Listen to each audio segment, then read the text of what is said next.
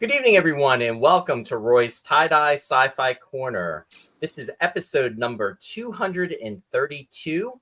I am very excited to welcome as my very special guest. She is an actress that has done just about everything. She has been in television, movies, theater, going from the 50s, 60s, 70s, up until present day. And I am very, very happy to be able to welcome to the show Miss Marlyn Mason. Marlyn, welcome. Hello. Hi, Roy. Thank you. Thank you. And welcome. You're in my house, too. How are you tonight? I'm very well. Thank you. I have no complaints. Well, awesome. I do, but I don't complain. Everything's great. Oh, I'm very happy to hear it. I want to warn everybody, I am having major technical issues tonight, and I don't know if it's the sunspots. We actually had to reschedule this episode from 2 weeks ago because there were the solar flares that were taking place, and the internet seems a little bit off. So, folks, I apologize if there's any type of lip syncing that's out, and if some of the slides or the videos aren't showing to the way that they usually do. So, anyway, please put that aside, and again, just I want to welcome Marlyn, and yeah, so we'll just move forward with that. Yes. But I want to welcome some of the folks that are joining us, just to let you know. And I see that Sue is out there. Sue is out there joining us from Massachusetts. Welcome, Sue. I see Jeff from Utah. Colin Curlis is joining us from the UK. Utah? Welcome. UK. Oh, Colin. Wow. How nice. And May is joining us from Canada. Welcome, May. Yeah, we're well represented tonight. Randy. Hi, do. And I also see Lou is out there. Lou is joining us, and he's saying hi. Oh, hi, Lou. Miss you, Lou. Sue is commenting. Thank you for being Roy's special guest tonight. We are honored and deeply grateful. Aw. Well, I'm honored too, and very grateful. Aw. I see Christian is joining us from Canada. Okay. Hi, Canada. And Jeff is saying the weather has reduced the internet to 56K via satellite. I don't know what that means. Oh, boy. Yeah, I don't either. Jeff's the tech guy, so it's all good. Okay. And I also want to say, I know Ralph is out there. I want to say hi to Ralph as well. Ralph, thanks for joining us. You're talking about my friend Ralph. So Marla, yes. Marlyn, tell me about how did yes, very much so. Hi, Ralph. Just wanted to say hello.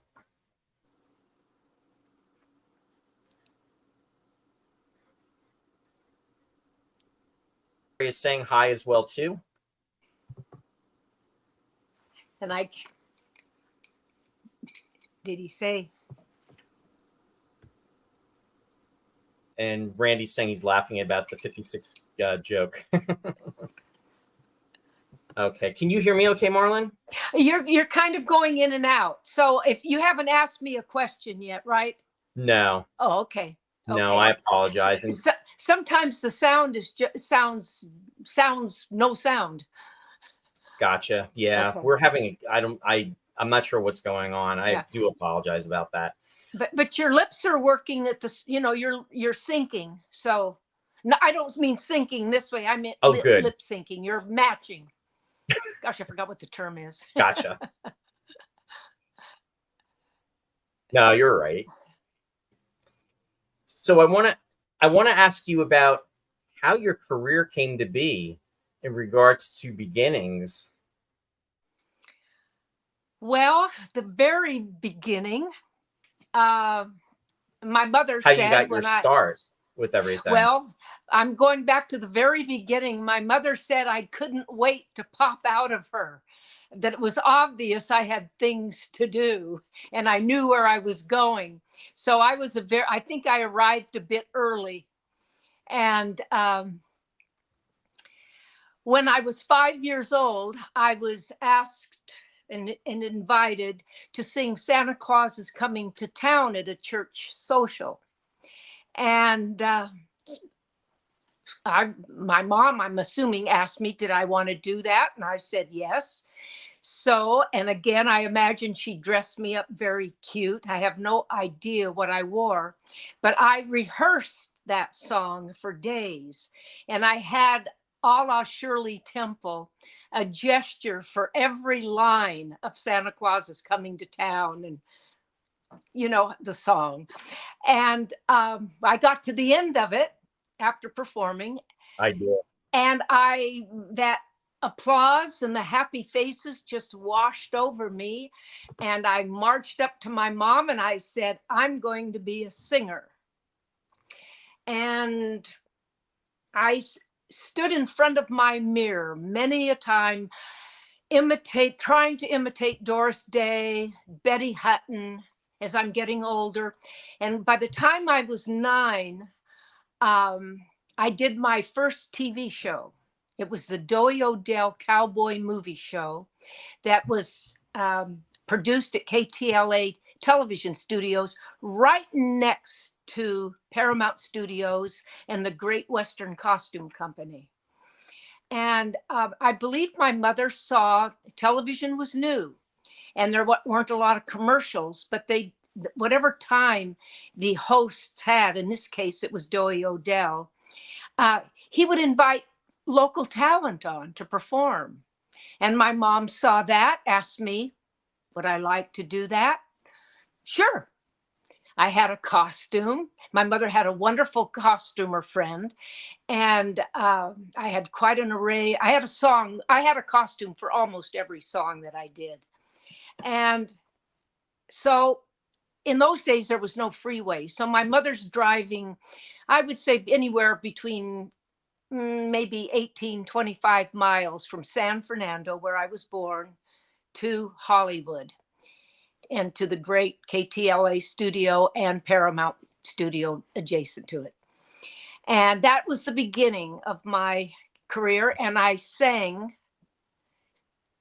You Can't Get a Man with a Gun at 9 years old. And the adults found that amusing. And that was the beginning. And I did a couple of Doey shows. He was a dear, dear, sweet man. And but that was the beginning of my television. And by the time I was 15 and in the 10th grade in high school, I was doing live television drama. Wow. So it didn't take long. And I did a lot of performing around the San Fernando Valley, live performing. I did a lot of that. So I was thinking mainly singing and being a stage actress, but I always had my eye on the movies. And television was brand new by then. And so that was a strange, Right. What was television?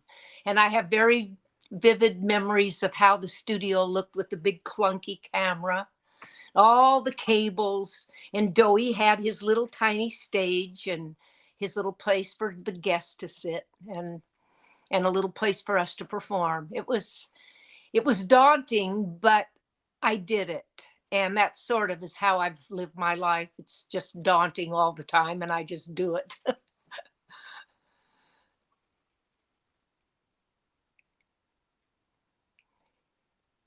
Did you get that? Those are such clear memories that you have there. That's really amazing, and really, Yes. that's really cool. Well, I'll tell you. Yes, I can.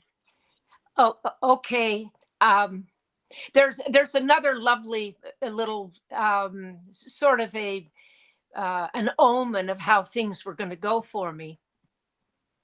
When my mother drove us to KTLA, it was a kind of an old parking lot right in front, and it was part of the parking lot for Paramount Pictures also. But I Mm. didn't know it was just a big wall, and behind it I knew was a movie studio. But as we walked towards the entrance into KTLA, I saw the great black wrought iron gates of Paramount. And I walked over to those gates, and I remember holding on to them and thinking, someday I'm going to make a movie here. And indeed, let's see, that would have been 49 Wow. by 1960. No, 1960, 1970, 71. I worked permanently on stage 18 for a full season of the Longstreet series with James Franciscus television series. So that was one little premonition omen that I had that came true. I have one other one. When I was where I lived in San Fernando, if you walked to the end of the street, there were railroad tracks, and then there was a lovely park, and beyond the park was the great San Fernando Mission, which was somewhat in ruins in those days. And I played there a lot as a kid. And this would have been this would have been way before I was on. I had to be about 6 or 7. And I used to run over to the park and play all the time. And there was a rumor in the neighborhood that they were shooting a movie at the park. So, of course, I had to beeline up there and see what all that was about. And I walked in, and there was a crowd around this beautiful fountain. And standing on the ledge of the fountain was this stunning Mexican actress, Isabelita. And she was in white lace, and her hair was all done up she had this beautiful mantilla with a red rose.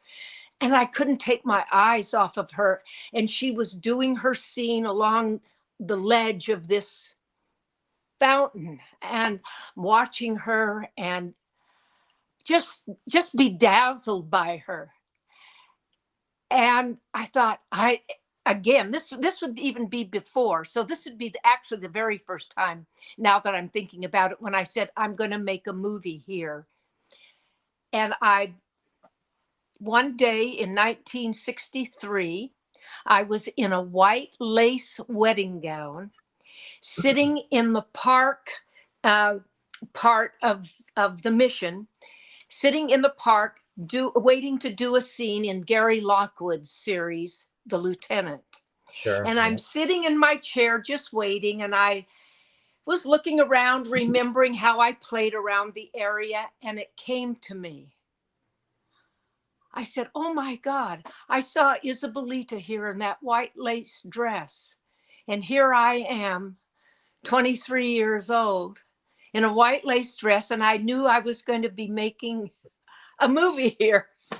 So I've had this life of being somewhat surprised at how it's gone, but not totally surprised. I go, yeah, that makes sense. And so anyway, those are two little stories about my very early days of how I started and how I thought things might go. No, thank you for sharing those. And I've been through the gates of Paramount, and as a child, I can only imagine what you were feeling when you were holding and you were at those gates and you're looking there and just having those emotions surging through you and thinking, one day, exactly. Yeah, That's just really amazing. I remember gripping those wrought iron things, and it was fun. It was exciting. And then we always like to talk about the Star Trek connection on this show. And Gary Lockwood actually was in the second pilot of Star Trek, believe it or not, too. Oh my. Yeah. Yeah, I never did a Star Trek. I know Gary, of course, from 2000, not besides working with him, the 2001 Space Odyssey. So he's well, Right. he's floating. He's still on Earth. He's still alive. He calls me on occasion just to see if I'm still alive. He's a real Yeah, I've character. actually had the opportunity. Yeah, he's very interesting. Yeah, But yeah, he's oh, go ahead. He's what? I said he's a very interesting personality. He's very just, he just says what's on his mind. Yes, yes, he does. Yes, but he has a lot of stories. Yeah, I actually had the opportunity to meet him a few times at different types of events and conventions, and he's really good with the fans too, just telling the stories and how everything evolved. And the Lieutenant, that's what led really to his involvement in Star Trek, because Gene Roddenberry had actually produced that show and then went on to do Star Trek the next year. Yes, yes. Gene was a lovely man. Roddenberry, just a lovely, lovely man. But your shows, though, that you did in the 1960s, I mean, your credits are amazing. And then not only did you do television, but you also did theater as well, too. So I really would love to just talk about it all with you tonight. Well, we'll cram in as much as I can remember and as much time as we have. I was, after I got out of high school, what did I do? Well, let's get into the 60s things, because there was a little break there. After getting out of high school, I went straight to Hollywood. My mom and my stepdad set me up in a little apartment. So I was on my own at the age of 17, assuring my mother I could take care of myself. And oh, gee, I did a Father Knows Best and a My Three Sons somewhere in that I think it was 1960, maybe 15, I think 1959.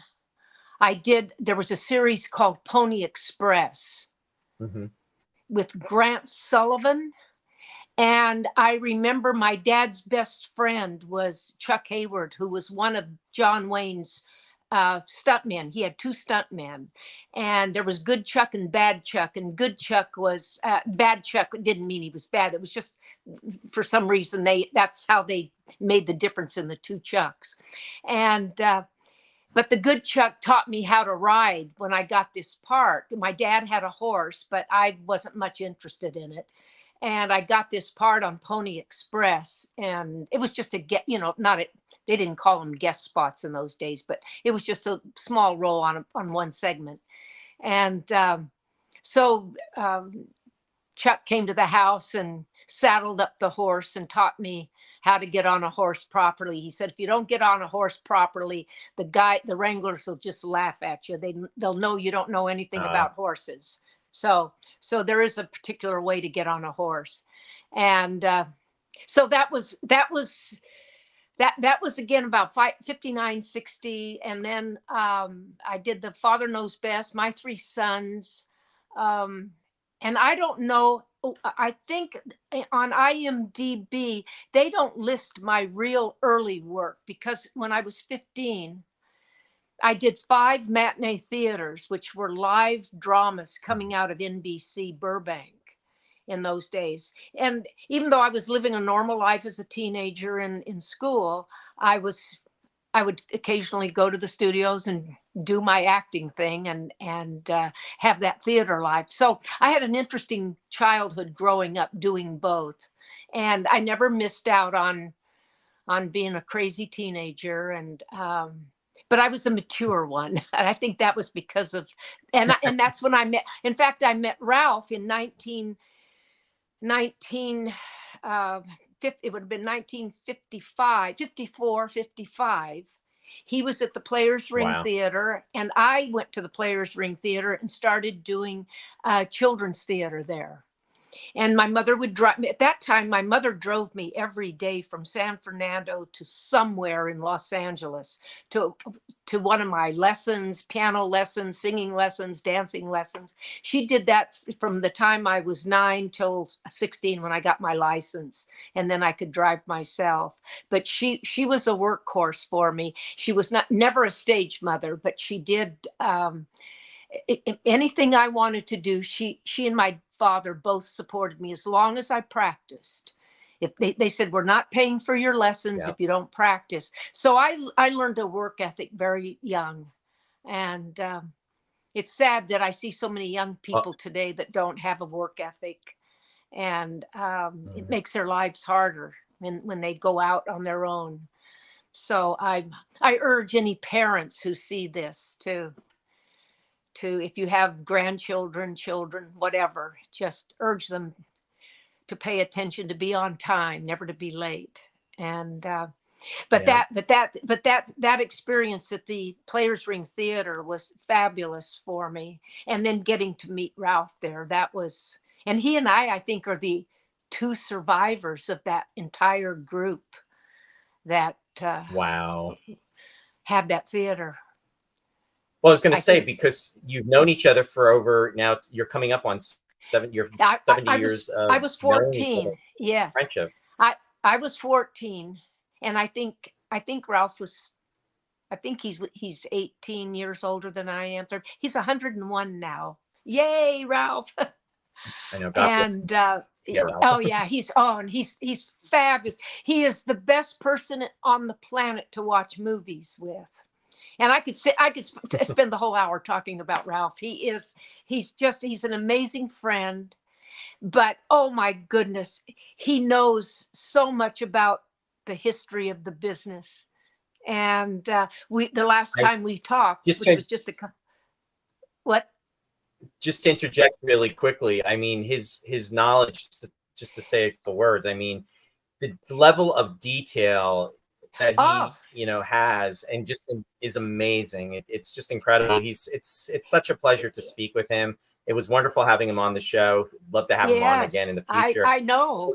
Not only with with Sci-Fi, but just like I'm looking forward to talking to you, because generally the show is geared towards science fiction. However, my love for is also within the 1960s, the 1970s. That's the core of it. Yeah, there's things from the 50s I enjoy, also things from the 80s, but really it really harbors around the 1960s and the 1970s. And I kind of joke about how I can tell you what was on then, but not what's on now. Yeah, I know. Well, Ralph and I were talking not too long ago. I said to him, I said, there's no Hollywood anymore. I said, I think my generation is probably the last of the real old Hollywood. It does not exist anymore, and the business is different. And actors are treated insanely now. They have to have these reels. They don't have that wonderful experience of walking in and reading with the casting director or the assistant to the casting director whom you might be reading, so the casting director can focus totally on you. I mean, that's how you got your jobs. It was that one-on-one. And I don't see myself surviving as a young person. But then again, they don't know any different. They know how it goes. And I suppose it's very easy for all of them. But I can't help but compare. And I'm so glad that I was in the business when I was in it, right when television, just before television came in. So I was right on the fence. I was my feet were in both worlds, the old and the new. And it's more exciting now to think about it, that I went through that, because I wasn't aware of it at the time. It was all very ordinary. Right. Sure. So that makes total sense in the yes. description. Marlyn, I wanted to say, Richard Richard Corso is saying hello to you, and I just wanted to let you know that. Oh, He's out yes, there. I stayed with Richard and his partner, Don, whenever I go to Rhode Island. They're my family in Rhode Island that I stay with, and they treat me well. Take care of the cats upstairs in my Very room. nice. Thank you, Richard. Yeah, they have a cat that was always laying on my Sue bed. Also, aw, it's cute. Stu commented and said, "Your My Three Son episode aired in 1962." Just to put that out there.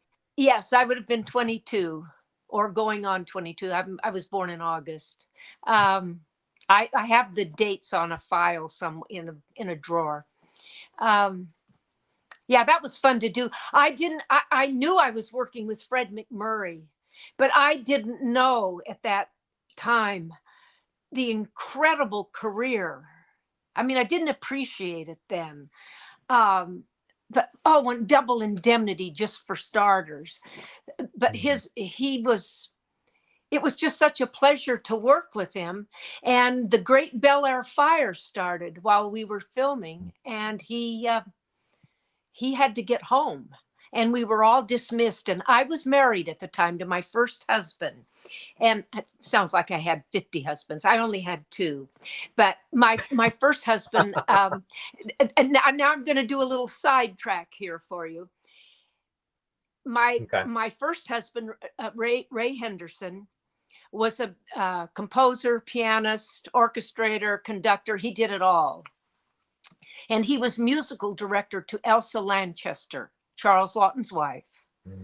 And they were working on a one-woman show. And how I knew Ray was, I did 2 children's specials at the Players Ring Theater, and he was the piano player for both the shows.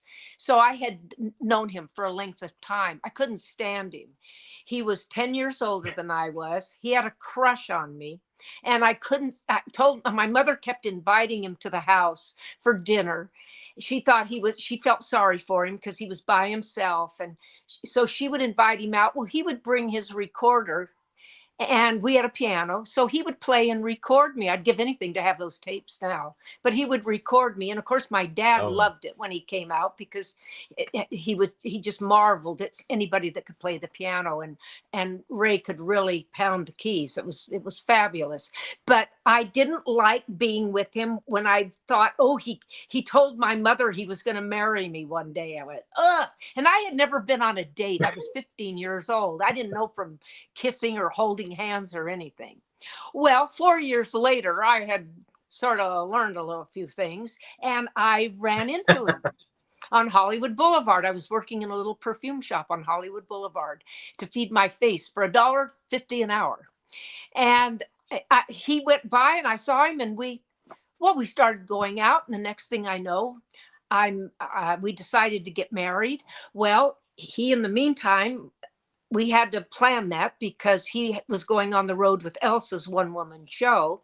And I auditioned for Don Arden to be his production singer at the Desert Inn in Las Vegas. Now, most people don't know this part, that I sang in Vegas for 3 months at the Desert Inn. And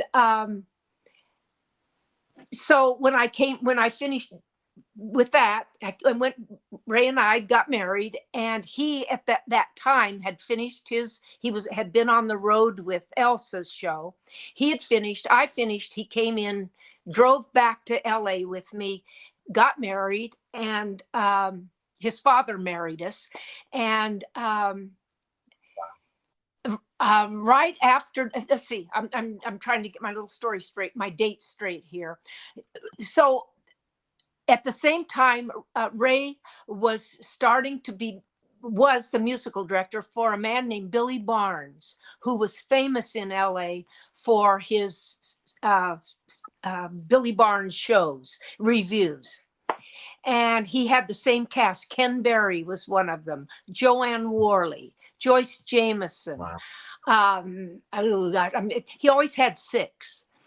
And so I met Billy through my first husband, and a year and a half later, by that time, my marriage was over. It was a very short marriage. And Billy was getting ready to do a new review. And I asked if I could audition for it. Billy knew I could sing. And so I auditioned, and I didn't get the part, but George Eckstein, who was a producer, TV producer, he was producing the show, and he said that I could be the understudy. So I was understudying Jackie Joseph, Ken Berry's wife, um, Sylvia Lewis, and I believe it was Patty Regan. And Sylvia Lewis, after about a week of rehearsal, had to drop out because she had a baby, and it was just too much. She couldn't be at rehearsals and do that. And she was choreographing the show. And Oh, wow. so she dropped out, but she said, I'll stay on as choreographer and I'll be the understudy. So it was that famous old story, the understudy steps into one of the lead roles. That was me. And I opened to rave reviews, and my TV career, which had just kind of sputtered along, just took off. And I didn't stop working for about 12 years solid. It was fabulous. Wow. And yes, so that's in the 60s. So you can ask me whatever you like about that.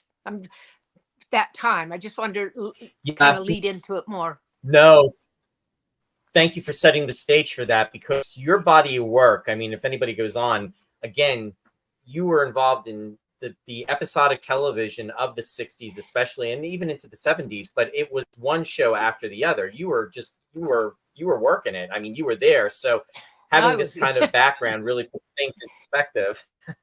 Well, it was just every show was a lesson. Every show was like I'd learned something. I just wished I had paid more attention how shows were made. I went in very prepared, always knowing my dialogue, and couldn't wait to work. But I loved the crews, but I was never observant about how a scene was shot. And I regret. Well, it's a nice regret. I just wished I had paid more attention, because I'm involved now in indie low budget, micro budget indie filmmaking, and I like to teach what I can to the younger kids. I have a few little tricks and things I can teach them from my day, but I would just like to have known more about what Ralph does, directing and lighting, and I kind of feel the lights. And it's all of the things. It's all the things that we kind of take. It's kind of, a lot of it is the things that we take for granted when we're watching a show that makes it so natural. So it kind of flows. It kind of moves, the lighting, the direction, the atmosphere. As an actress, I was thinking, I think once in a while about what it really is, what I do. And sometimes it's just astounding to me that I can take a script, learn the dialogue, go into a set, and learn on the spot what my moves are, what props I have, what movements do I have to match, and all of this stuff, and still play a character. And have all this other stuff that I have to do going on in my head. I think it's amazing what actors, what we do. I just think it's amazing. And no, nobody knows. You'd have to do it yourself to just to experience it. You do that in a play, but a play, I think, is a little easier, unless it's a real physical play. It's a little bit easier because you have time to rehearse all those movements over a 3 or 4 week period. But in TV, you better know your lines when you come in, because you got a lot of other stuff to concentrate on to make it look like it's natural. And I don't know how, I don't know how I do it. I don't know how anybody else does it. I just know I do it, and I do it well, and I do it quickly. And Yeah. I was raised in TV knowing they're always going like this. You don't want to cost the production any money. You gotta learn quickly. And also the crew wants to get home. They don't want to stand around while you bungle and fumble. And Right. the best compliment I ever had in terms of working with a crew, I was on Longstreet, and I can't remember Paul's last name, but he was one of the gaffers, and he said to me one day in an idle moment, he said, "You know who my favorite actress is?" And I said, "No." He said, "Missy." I said, "Oh, Missy, that's Barbara Stanwyck. She was always known as Missy." Oh man, I took that as a compliment. She was my queen. She and Davis, and he said, "You know who my second favorite is?" And I said, "No, who?" And he said, "You." He said, "You treat us the way Missy treated us." Because I knew those guys, they wanted to get home at the end of the day. And I tried to keep things lively, and I'd bring in cookies and had dartboards, and I just, so that they could have fun when there was nothing, those moments of nothing to do.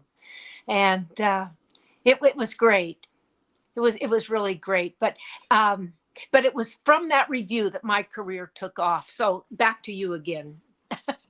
Ask me a question. No, and I just wanted I will interject too, because I remember when Ralph was on the show, he had mentioned about working with Barbara Stanwyck, and he just said that how well respected she was, and how she really just took care of the crew, and Yes.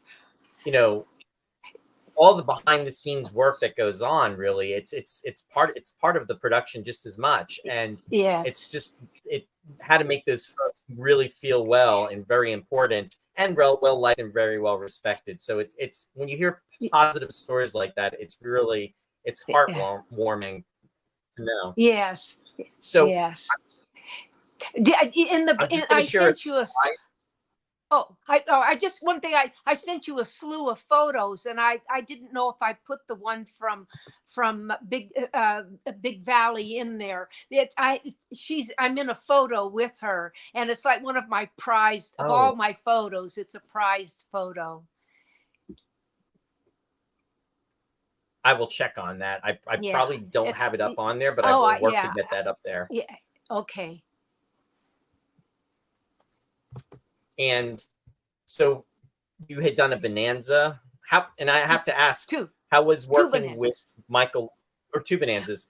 How was it working with Michael Landon and Maureen Green? But they both were fine. Dan Blocker was fine. I worked with Dan in one, but I worked with Michael. Michael was like working with Elvis. He liked to play pranks. And I kind of like that too. and I was playing a blind girl in the story. He accidentally blinds me, and feels that he has to marry me. And so we would rehearse, or sometimes we would just be standing by waiting to do something, and he'd take me by the hand and just start walking me, and I would say, "I'm blind, Michael. I know you're going to walk me right into that horse, and I'm going to let you because I'm blind." He thought he would get me off guard, and I said, "I'm blind." I kept having to remind him. So he would walk me into walls and off into rocks, and we were shooting at Disney Ranch. It had a little pond, and I said, "I know you're going to walk me into the pond because I can see that's where we're going, but I'm not going to stop because I'm blind." He never could catch me off. It was fun. He's trying to get you to break character. I loved working with him. It was just fun going to work. Aw, that's a wonderful story. Yeah. And I'm going to try to switch to another slide. Bear with me 1 second here. Okay. I have no idea what you're doing, but that's all right. I don't need to know. I'm sorry. What are the man you from doing? Uncle. Oh, you know what? Yes, it didn't come up. I'm sorry. I did 2 of those too. The one that I have is the Fiddlesticks Affair. So there you are. Oh yes, With- that's where I go crazy in the casino, I think. And then I did one with Darren McGavin. And I see. How was it working with Darren McGavin? Oh, he's great. He was like an old shoe. He was great. I have to say, I worked with a ton of males. I didn't work with that many women because I was usually the guest star leading lady in whatever episode it was. And I was usually playing opposite a man. Yes, I worked with some ladies, but I usually worked with guys. And I only had one actor that was just not worth mentioning, but all the guys were great that I worked with. Some more fun than others, but they were all nice to me except one. And I could have brought him up on charges, but I wouldn't have. I didn't know about charges. I don't even know if it was a term in those days. But Right. he did not have, he was not a nice person, and he was great to act with, but not to work with. And there was a difference. But he, I wished I had gone to his dressing room afterwards and had a little talk with him, but I didn't. I was married to my second husband by that time, and he was a makeup man, Lee Harmon, and he was known for doing Faye Dunaway's Mommy Dearest makeup. But he was with Faye. Wow. He was with Faye for years, but that particular makeup, he became famous for that. Kathy Blondell was the hairdresser on that when Faye played Joan Crawford. Anyway, where were we? I was, and Lee was the makeup man on that particular Odd Couple. Oh, I shouldn't have said it. I wasn't going to say who the actor was. That's good. Okay. Yeah, but people, well,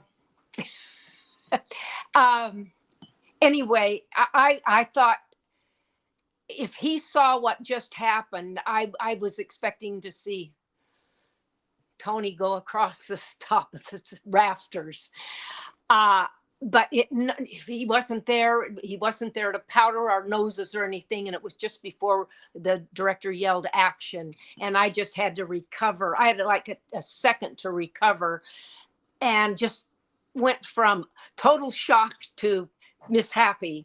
And I just regret that I didn't have a little talk with him. He just had nasty manners. No. And but you've had such wonderful experiences with others. And going into the another show, talk about you did an I Spy, and you worked with Robert. I noticed you worked with Robert Culp a lot. Yeah, I did. And he was fine. I never developed a kidding kind of relationship with him, but I started off with him when he had started off with the I Spy, and I did one of those, and then I played his wife, I think, a couple of times, and he always came in prepared, but he liked to. And this is not bad mouthing or anything. I just found it kind of amusing. He seemed to want to direct, and I'm an actress. I only listen to one director, and that's the director. And if you want me to do something, you've got to go discuss it with the director. Don't ask me to do it. I'm just going to do what I'm told. So he was trying to get me to do something in a scene. And every time we do a take, of course, I wouldn't do it. I would do what I was doing. And he would say, you didn't do what I told you to do. I got tired after about the fourth take, and I said, well, I went to the director and I asked him if I should do that, and he didn't want me to do that. And he went, and Culp went, oh, okay. So he was fine with it, but he just had that little naggy thing of, try this, or I thought, no, I'm not going to try something unless the director says, well, let's try do what you want or whatever. But I need that permission. A set is a ship to me, and the director is Yeah. the captain of the ship, and what he says That's goes. I was going to say that's a great analogy, because I've done different things, and it's interesting to see how that sometimes occurs with certain personalities, and that Yeah. you have people that kind of feel that they have the right to do that. And to your point, Yeah, that's what is weird to me. There's just some weird people in the world that feel they have the right to. I don't. They need to have a planet of their own, and it's because it's really irritating. again, the sci-fi element. Yeah, yes. Yes, that would be a nice So element on a planet, wouldn't it? Oh, okay. Take the idea and run with it. Just make sure you cast me a part in it. Marlyn, I wanted to interject too. So there was a couple of comments that came through, and I just want to let you know about them. Okay. So Bill Graff is out there, William Graff. Hi, Bill. And he said, Bill. Wondering if Marlyn has good memories of other folks like Raymond Burr. Was Raymond Burr a prankster? No, Raymond Burr was not a prankster. I did the very last episode after 9 years of Perry Mason, and I was in a scene with him, but I never even had a conversation with him. He just came in, did his bit, and then would go home. And that's how a lot of guys, I think, did on series that were long running. They would just come in and grind it out, and off they'd go. He may have kibitzed around with the regulars on the show, but this being the last show, what they did was, it was a movie within a movie, and they're shooting a movie. Dick Clark is in it, and he plays, I think, an agent. And there's a movie, and they used all of the actual Perry Mason crew that had been with that show for 9 years. They used all the members of the crew are in that episode. So they had to get another cameraman to do part of the, whatever scenes, if you get my drift, whatever scenes they needed the cameraman for, they would use the real cameraman. But then when they didn't need him, he'd go back and sit behind the camera. So it was, but it was all very well thought out. But it was fun for them. It was fun for the crew, and some of them weren't bad actors. They knew how to. They were the hairdresser knew how to be a hairdresser, and they just they were just themselves. It was great fun. Colin commented, and he said, "No, go ahead." Sorry. Colin commented and said, Ironside and Perry Mason were great shows. Watch loads in the UK. Oh, thank you. Hello to the UK. I have a friend there. I have a family friend there. Okay. One of the things. One of the things I was going to say on the Perry Mason, I worked with Estelle Winwood, the old actress, and I originally worked with her several years before on my very first Love American Style with Artie Johnson. Yes. And I walked up to her the first day of shooting, and she was probably in her 70s at that point. And, probably not, 70s, 80s. But I walked up to her and I said, Miss Winwood, my name is Marlyn Mason. We're going to be working together. And without taking a beat, she said, save your money, my dear. So when you get to be my age, you don't have to be doing this. And then she said, I have riverfront property, And I said, no, where do you have riverfront riverfront property. And she said, Studio City. And she was talking about what was probably once the original Los Angeles River, which was just now a big, what do you call those big water things they make? Right in the middle of the San Fernando Valley. And so she just lived on the edge of one of those, and she called it her riverfront property. So now years later, I work with her again, and we're sitting next to each other in the courtroom scene. It ended up on the cutting room floor, our little part of it, but she was sitting next to me, and the director said, okay, I want you to react when Perry says such and such. So they're just shooting on us, and Perry Mason is back there and he's doing the thing, and out of the blue she goes, oh. And I cut, yells the director, and he comes over and he says, Estelle, I need you to do that on us when he says such and such. And so we did it a second time. Oh, she did. So I said the director, I gave the director a little look, and I said, I'll do it. I said, Estelle, I'll give you a little nudge when to do it. Oh, all right, darling. So that's how we got that little thing shot, was because I don't think she could hear that well. So she was guessing it. So I kind of saved her ass, which was kind of nice. It was fun.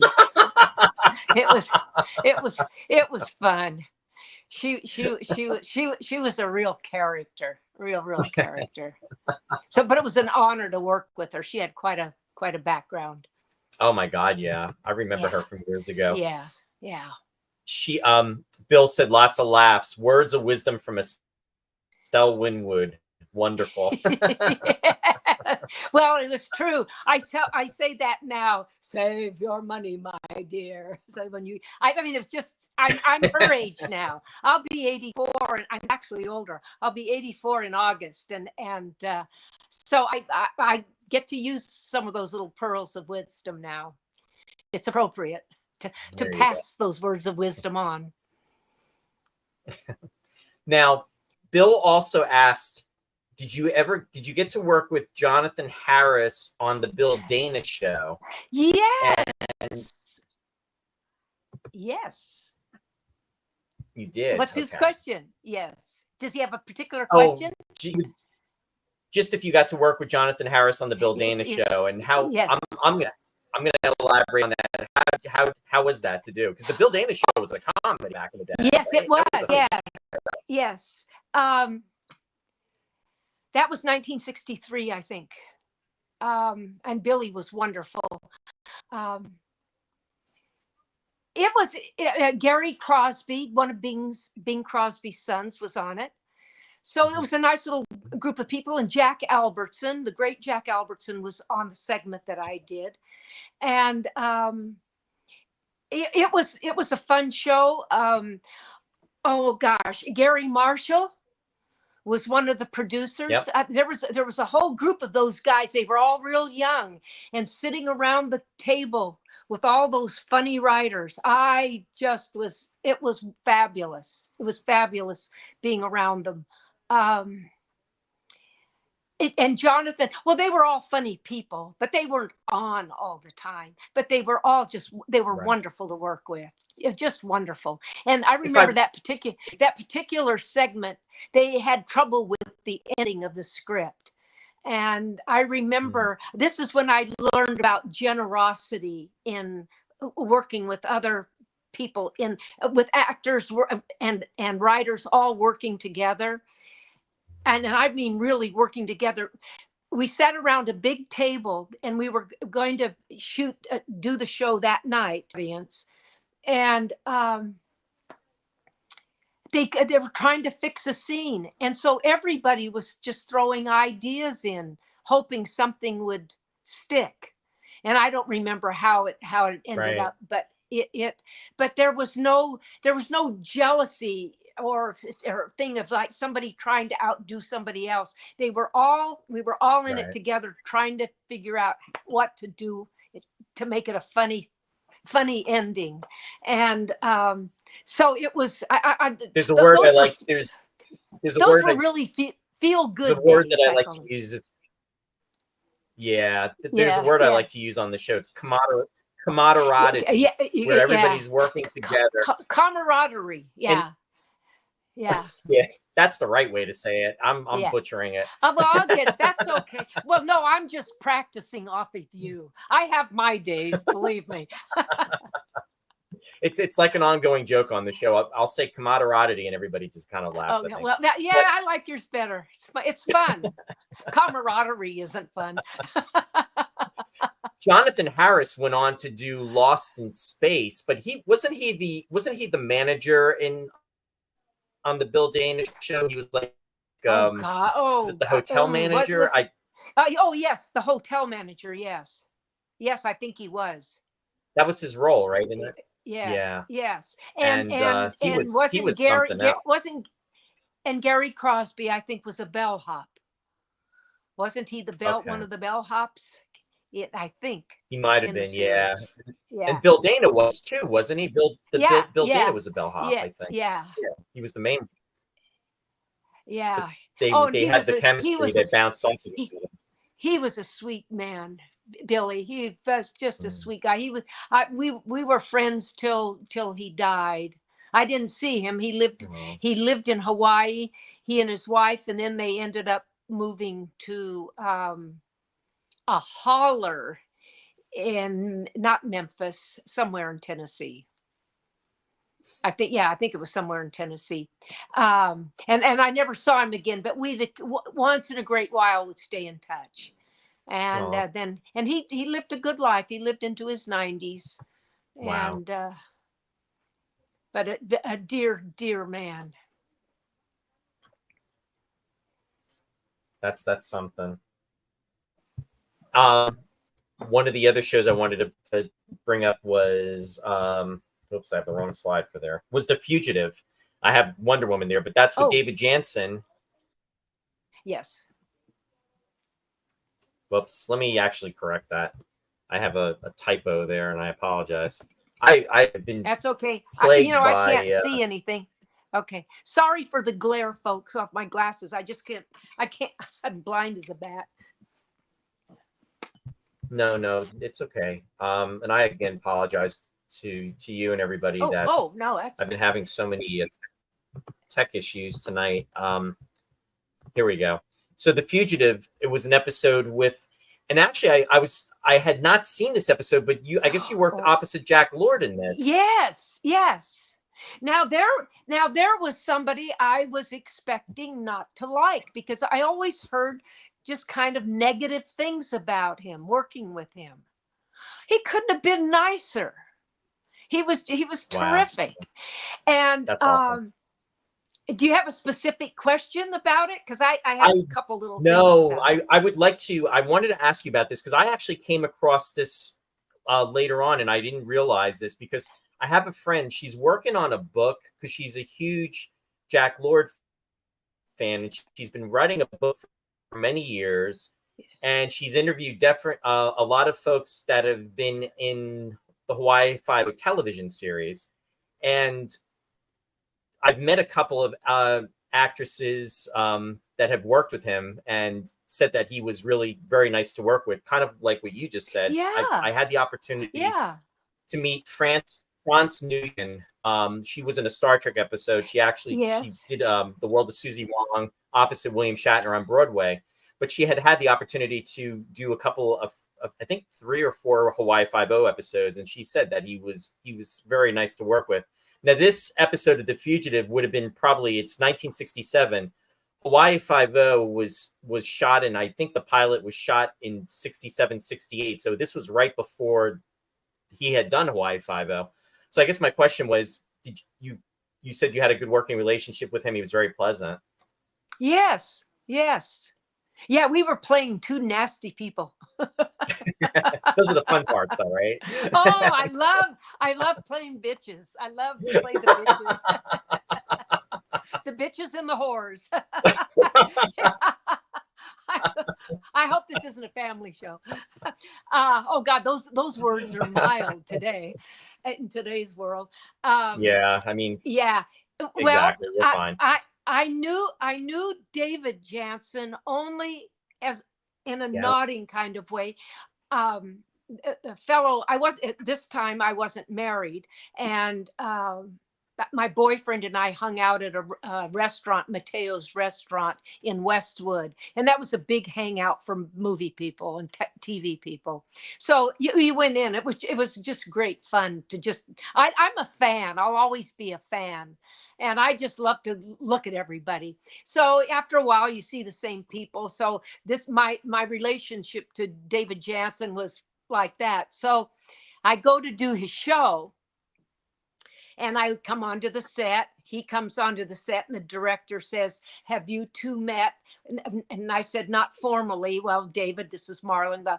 And so we met. He said, "Okay, get on the couch and kiss." That was my formal introduction to him. "David, this is Marlyn. Okay, get on the couch and kiss." And that was the beginning of my week on that show. And another sweet little thing that happened on it, I had worked with the makeup man on that show, Jack, and I can't remember Jack's last name. And he asked me if I wanted to go to lunch, and I said, "Sure." So I go to lunch with him, and before we went to lunch, David had asked me. He said, "Oh, would you like to go to lunch?" And I said, "No, I'm going with Jack." So when I went back after lunch to get touched up to start working again, Jack said, "You should have gone with David to lunch." And I said, "Wait a minute." I said, "You're talking to the wrong person." I said, "You invited me to lunch," and I said, "Yes." I was not going to say no because David Jansen asked me to go to lunch. If he wants me to go to lunch another day, he can ask me to go another day. But I Right. keep my dates. So so I knew I went up in the cruise. I went up a lot of notches. So did you enjoy working with David Jansen though? Because Oh, yeah. He was fun. he always seemed, I mean, a lot of just the different types of work I've seen him in. I mean, he just seemed like he was just kind of like a, when I'm saying smooth, I don't mean smooth like, like this, but I mean, he just really just seemed to kind of like, he just went with the flow. It was just, and he really was very, Yeah. I don't know, very original. Yeah, well, Oh, go ahead. he was quiet. He was a quiet type. He wasn't like Michael or when I worked with Lee Majors, we were doing. I like to work with the actors that like to do pranks because it can get boring when you're waiting around sometimes for hours. And so if you're working with pranky actors, it can be a lot of fun. But he was just nice. He was easy to work with. But he didn't. I Yeah. don't have any special incident that I remember, that comes to mind. But he's just a nice guy. Yeah. And that show ran, I think, was it 4 years? And then it was what was it? The last episode was the most watched episode in television history up until MASH, I think. The last episode. Really? Yeah. With the one-armed man. He was being chased. Yeah. Oh, that's right. Yeah. Yes. A lot of television Yes. history with that. And then also the Invaders. Now you got to act with Roy Thinnis, and this was the Sci-Fi connection right here too, in regards to that. So, And I can't remember anything of that script that made it Sci-Fi, but I knew it was Sci-Fi, but I have no memory of that script. And I believe Ralph Bellamy and Jeanette Nolan. yes. Were Yep. they in that episode with me? They played my parents. They were. Because I confused the titles with 11th Hour. I don't know why, but I confuse it. And I'd worked with Ralph Bellamy a number of times. Yeah, that's another accomplished actor. But I have to say, all of these people that you worked with, but guess what? They can say that they've worked with you. So that's the other side of the coin too. They won't remember my name. Trust me. Nobody remembers. Marlyn Mason looks nice on a marquee, but to remember it, I get Marilyn Manson. I get Aw. Marlyn Manson's email, not email. I get his mail, his post office mail. I get that, and I wonder if he gets mine. I would love somebody to get the two of us together in an interview. just if, even if it's a 5-minute, just to meet him, because I'd like to know if he gets my fan mail. He probably does. I hear he's very nice. I know he's had went through some kind of dark times, but I hear I know he's very smart. Yeah, I've heard very positive things about him. Oh my God, politically, he's probably one of the smartest guys in town when it comes to politics. He's brilliant. Yeah, so that it would be very interesting to have the two of you kind of just be like, yeah, you come and meet each other, and it's like, you've been getting my mail, and then he's like, you've been getting my mail. What does that mean? Does that have a double meaning?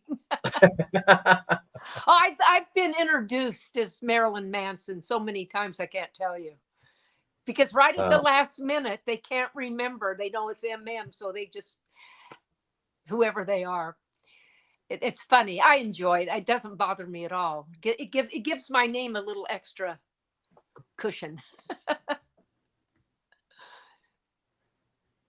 Jack Daly's out there. Jack, welcome to the show. And he commented, Hi, he said, David Jansen was the perfect everyman. He had a very soulful demeanor and understated, easy style of acting. He made it look easy and natural. You felt for him. Yeah, that's what I was trying to convey, Jack, and you said it perfectly. Yeah. Well, Jack, I don't mean to sound snobby, but acting is not that difficult. You just have to be a little bit crazy to get up as an adult and pretend like you're somebody else. But it's really not difficult if you believe. It's all about belief. And that's what I love to do. I love to play other characters and lose myself. It's just great fun. And you're right about him. He had a very nice demeanor, and he was easy to act with because he didn't come in with all this baggage. Most actors I've worked with don't. Most of them are good actors, and they come in, they know their lines, and they make it fun. So Marlyn, let me ask you a question. Just from an acting standpoint, would you say that one of the most, I mean, I'm sure it's the whole package, but would you say one of the most important things is making sure that you know your lines so everything else kind of falls in place? Oh, that was the first thing. I had a teacher named Zena Provendy. She was a student of Stella Adler, who was Brando's. When they say Brando was part of the old New York group, he was, but he was Stella's. He wasn't part of the crazy guys. I can't even think of his name. Isn't that funny? Who's the famous teacher out of the New York school? Oh gosh. Okay, it doesn't matter. But Zena, she said, get the lines out of the way so you can do what you want to do. So working in television, you didn't always have a lot of time to learn your lines. Sometimes they'd do rewrites right there and you just had to learn how to work quickly. And then depend on the director. If your choices weren't the right ones, that the director would get you on the right path. But usually with the television scripts, I found they were usually pretty easy to grab your character and arrive on the set with something and just ready to work. But by golly, you just know your lines. Because then you don't have to, if you know them, you don't have to, you can do all the other business stuff, and you can really just concentrate on, like I said earlier, you have so much to think about. Oh, I've got to walk over here. You have to hit your mark, or you have to hit a certain mark to get a certain light on your face. If you're off 2 inches, you might do the whole scene, and then the cameraman will tell the director, no, we got to do it again because she's got a shadow from this. So you have to be precise about a lot of things at once. So really, it's important to know the lines, because I mean, for me, like doing theater, for me, one of the hardest things is the blocking. So in order to be able to block, you have to have the lines be first, because once you have the lines, then you can concentrate on the blocking. And well, yes, and your movement and your movement and your speech have to all be just coordinated together, and it's got to be in sync, I guess. Yeah. And did you ever experience the actor's nightmare of going up and not knowing where you are? I'll tell you a story real quick.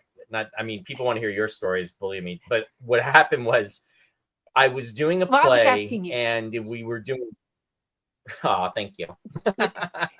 We were doing Dracula. I was doing Dracula, and what happened was, it was in one of the opening scenes, and I was an apparition, and I'm facing straight out into the theater, and there's nobody on stage with me, and I've got the light coming down from above, and the spotlight.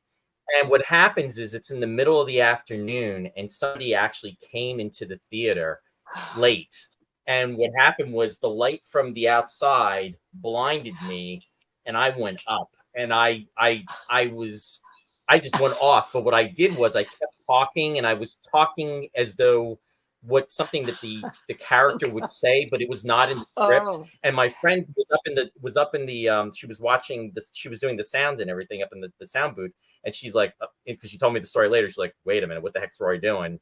And it was like the longest 6 seconds of my life, because as I was talking, in the back of my mind, I was trying to get back where I needed to be, so I would be on script. And I got it. I think the only people that knew were the people that were, in the cast, but not the audience, because I would never want to break character. It was like, I was taught by, my friend who's a director locally, Bill, and it's just like, you just don't break character. And I didn't want to, but honestly, if I felt like I was going to like die on stage, that was the moment. Yeah. Those are just awful. Those are just awful moments. You feel so alone.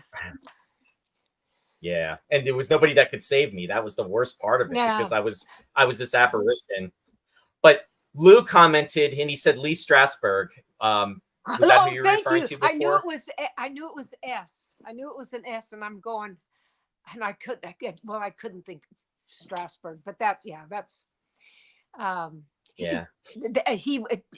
that's not who Brando. That was not the part of the school that he went to. He went to Stella, and Zena was my teacher, was a student of Stella's. So it was always just, I always came from a place of belief in acting. I never, because it's not mentally healthy, I was taught, not mentally healthy, to use your real experiences in your work. Do what the writer has given you. Take those experiences and make them your own. Somebody said, well, how do you cry? Do you think of somebody that died or a dead pet? I said, no, I would never do that. I said, if I have to cry in a scene, it's because it's demanded that I do that. And I have to believe the scene in order to get to that level to produce the tears. I said, I don't, the only thing I would fake is if somebody killed me. I would not really be dead, right? I'd have to play dead. Right. But the rest of it is you just have to believe it. Otherwise the audience will catch you. Yeah. They'll know if you're not with it or not. That's interesting. And it's also it's also feeling the audience too. That's the wonderful thing about theater. You feel the audience, and if you feel you've lost them, how to get them back. Yeah. And you just find ways to do that depending on the situation. Theater's That's tough. One thing too. It's being in the audience, though, you really can give the vibe or the energy to the performers on stage just by it's almost it's like an unseen force almost, I guess. An unseen energy, I guess, that what you're saying, Yeah, that yeah, it's exists just with them. a feeling. You don't know where it comes from. It's just a Mhm. feeling, and it's Yeah. it's Do you prefer theater crazy. to the stage, or Oh, do you which body of work do you like? I love doing theater. I loved it when I was younger. I wouldn't touch it today because I don't trust. I think my memory's good, and I probably could do it, but I don't want to. I remember, I'm going to quote something I was told Paul Newman said. Somebody asked him if he was going to return to theater at one point. He said, no, he said, I don't trust my memory, or something to that effect. And now that I'm in that age, I've been like that for the last, I would say last 15 years, 20 years. I could probably do it, but I just don't trust. And I live in Oregon, and I have the world famous Shakespeare theater 13 miles away in Ashland. And that was one thing I never did with Shakespeare. So I auditioned twice, and I didn't get into the repertoire. And I really didn't want to do repertory theater. I just wanted to do a play. And I thought it might be fun to do one Shakespeare play, but they asked me to do a Lorca play, and I didn't like the play, and so I ended up not doing it. And so that was, I never did any more theater after the Billy Barnes review. And that Oh, again, we kind of jumped when I did the Billy Barnes review in '63. That's when I think I did mention it. That's when my career really took off for yeah, television. But you asked me, I don't. The only difference in the acting is that the belief is always the same. Nothing changes there in any of the mediums. But uh, I do like the comfort of a camera. I know it sounds crazy, but that a camera's comfortable. But I just like the camera, sure. and I like all that stuff hanging around, booms and all the stuff. Yeah, The yeah, technical stuff that's around. television, film and television. I really would love to have done more feature films, but that was not in the cards for me. Um, I Well, I'm did one definitely film. cover. I, I did my one with Elvis. That was great fun. And I mhm. thought, oh, maybe that would help me, but I didn't. Well, that's a whole other part of my career. My 10 weeks with Elvis, that kind of just stands alone. Um, but the work was the same, and he was just the prince to work with. He was the best to work with. The Well, guy was I'm gonna. the Yeah, we'll get into Elvis. So okay, so what was I going to say besides Elvis? um, well, and I'll just go on with another question. We'll deal with it when we get to Elvis. No, okay. I'll come back. I definitely will come back to Elvis, and I actually had that as a separate Yeah, section to talk about too. that's a whole separate. Even though it was just 10 weeks, it's a whole separate. But the Broadway musical, I would my when I got the Broadway musical, my career was doing very well. That was 1967, and And that's when you did I got a call. Carousel, right? I got I No, I did Carousel. I did that. What was same year with Robert Goulet? Is that what you're talking? Robert Yes. Goulet. Those Yep. I did two. I did, Yeah. yeah, I did two television specials. They were gorgeous, gorgeous, gorgeous shows. That was, Of and I'm sorry, Carousel. that was Ca- Brigadoon. Brigadoon was the first one, and Carousel was the second one, and they were just Yeah. stunning shows. And I played the comedy lead in those. Um, that's a little side thing that I'll say. This is for anybody who's acting, or if any of you watching know any young actors. When I was doing my first high school play, I was in the 10th grade, and they were doing Death Takes a Holiday. So my mom always read everything that I did, and so she said, "So what part are you going to read for?" And I said, "Oh, I guess Grazia, the leading lady." She said, "No, the old lady. You want to play the old lady? She says, the audience will remember you. They won't remember Grazia. They'll remember you if you play that old lady. By golly, we threw together an old lady costume, and I had that old lady. And the best compliment was my mother sitting in the audience and two people sitting behind her. And one of them said, I didn't know they allowed teachers to play in the plays. I thought it was just the students. And my mother never broke their little bubble. They thought they saw a real, she never. And I said, yeah, that's, so I always kind of knew, I always was confident. I never was without confidence.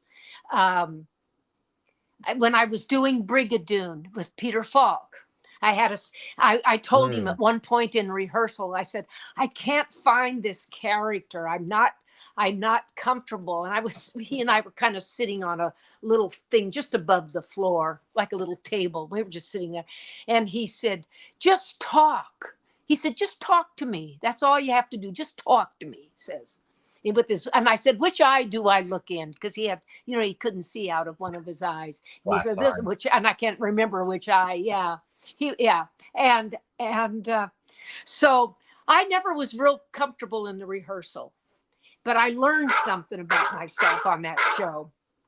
And I may have known it a little bit before, but I got into my costume. We were shooting big hunks of it. It was just big. We weren't shooting it like a TV show. We were shooting it in big chunks, like a feature. And I come around. I'm singing when I make my entrance. I'm singing, and Peter comes in, and I see him, and I stop, and I go, "Hey, laddie," and I go on with the dialogue, and then it's his line. And he doesn't say anything. And the director, you hear him, he says, cut. Peter, are you okay? He says, yeah, everything's good. And he leaned into me and he said, you are so effing good. It threw him. I had suddenly morphed into this incredible character. She was the hyperthyroid milkmaid. And it just absolutely stunned him. And just doing the rest of the show was just so much fun, because it was like, not that I was looking for a pat on the back or anything, but I knew I thought I learned something. I know what I'm going to do, and I'll rehearse and do all that. But it's when the director says action and that camera's going, something happens to me. And it just happens. Clicks. And I go with it. I just go with it. I keep forgetting to look at the green light. Okay. And I was going to say, coming from somebody like Peter Falk, who was a powerhouse, and granted, he had not really done Columbo yet and known, but he had the background. He was a powerful actor. I mean, and he was friends with John Cassavetes. Was he? They were a little group. I think they were a little group of what they called kind of studio actors. Yeah, actor studio group. Yeah, but that's quite a compliment. Oh yeah, well it was. It just was. Yeah, it was. When I think about it now, it really was. Let me switch slides again. I'm just going to pop this one up real quick. The Big Valley. I know you did 2 episodes of. Oh yes, and one of them. Oh, for any of. Uh-oh. Marlyn, I lost you. Oh, have you got me? Yep, I lost you. Sorry. Okay, I'll start again. When I did The Big Valley, the director was Paul Henreid, who was in Casablanca. He was Ingrid Bergman's husband in Casablanca, which I didn't even realize at the time. I never put the two together. I always thought of Paul Henreid with Betty Davis, and he did a lot of other things. But what a wonderful, gracious man he was. and the age that I was working with these older actors that I grew up with as a little kid watching in the theater. That's so cool. And Yeah. it was, well, I mean, I think Victor Jory, he did, I think he did the fourth Longstreet. And I just was just following him around. He was just so wonderful because he always played bad guys, and he was the sweetest, Oh, yeah. dearest man ever. He was writing a cookbook. He was working on he said, I'm writing a cookbook. He was a cook, but that was so that's part of the fun of the business for me, is getting to meet these people that do what I do, and now I'm getting to share it with them. That's always been just and doing the series, doing Longstreet, we always had guest stars, and that was the first thing. Who's the guest star? And now that was with James Franciscus. Yes. Right? Yep. Yeah. And Bruce Lee. And Bruce Lee, yes. Yes. Bruce Lee did the first 4 episodes. Jimmy played a blind insurance investigator. I was his seeing eye secretary, and Bruce Sterling Silliphant wrote him in as the trainer to Jimmy, teaching him how to defend himself as a blind man. And I wish Bruce had been able to stay on with the shows, but that didn't happen. But he changed. But it was fate that brought us together. He changed my life one day with 3 words, and I don't know why he said them to me, but they were life changing a little bit later after he said them to me. But one day he took me by the shoulders. We were waiting to shoot a scene, and I don't know what we were talking about, or if he had heard me talking something, but he took me by the shoulders and said, I'm going to say something to you. Don't say a word. Just think about it. And I said, okay. And he said, what is. And he turned around and he walked away. And I thought, well, that's pretty easy. What is. And it kept coming back to me over a long period of time.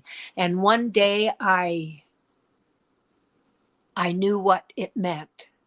And I thought, I can't explain it to anybody. It sounds easy. What is. It takes a bit of thought.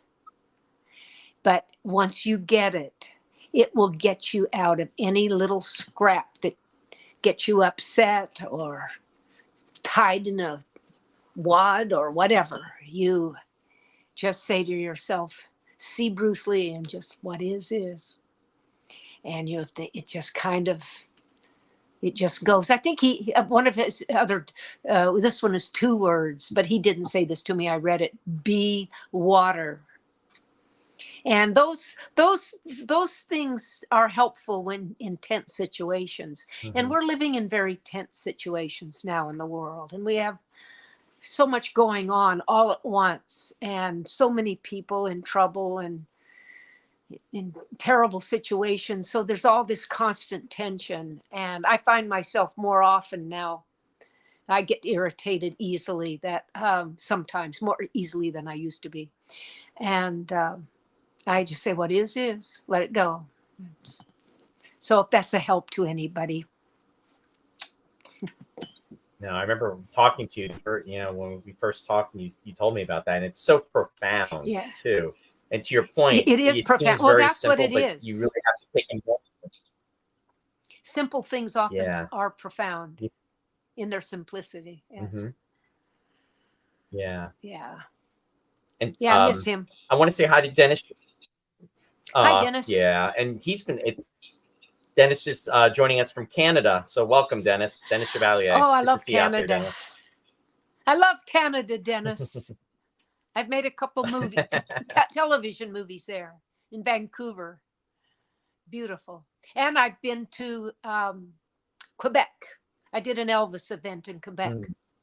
That was fun. I got to speak a little French. Yeah. Very nice. Was that a while And what ago did, or recent or? oh gosh, when did I do that? It was before COVID.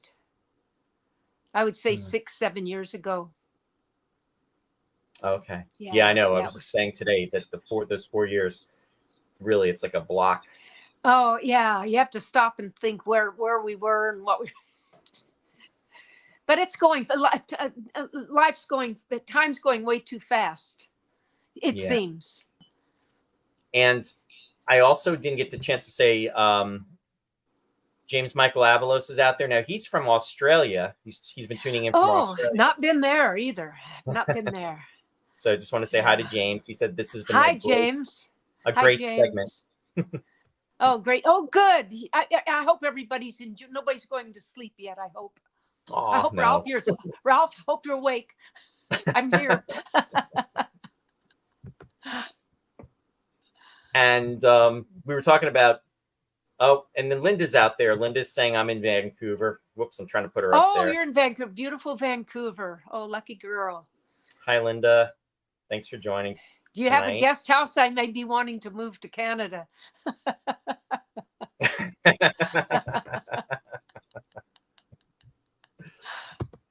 We were talking about Barbara Stanwyck earlier, and you did 2 episodes of The Big Valley, and this is an episode where you're pictured with Peter Breck, right? I believe. Oh, yes. That was a different episode. I don't even think I saw Barbara on that episode. It was only the one I did with Lee Majors. Peter was a sweet boy. He was very quiet, very sweet. I think he died fairly young. Yeah, I think you're right. He did. Now, but this is the episode story. Go ahead.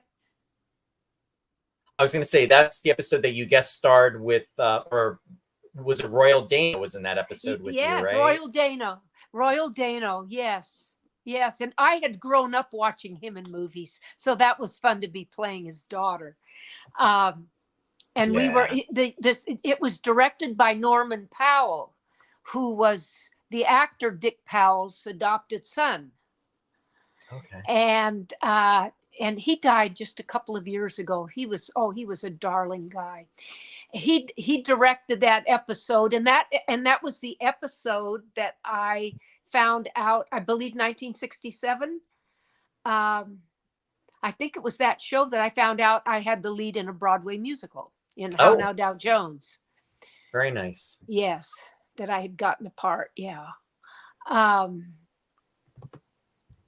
Yeah, but that was based on a true story about this family that were the daughter, sister, that would lure men and get their attention, and my brother'd hit them over the head, and we'd steal their money and throw them in the river or bury them or whatever. But he said it was based on a true story, so I thought that was kind of fun. Wow. You just reminded me when you said about Dick Powell. There was a show. Was it called the Dick Powell Theater, if I remember correctly? Maybe back in the day there was the one, and maybe there was the Dick Powell Theater. If there was, I didn't do it. There was the show with David Niven, and I think it was Kathleen Nesbitt and Gig Young. The Gig Young. Not the. Do you remember Gig Young?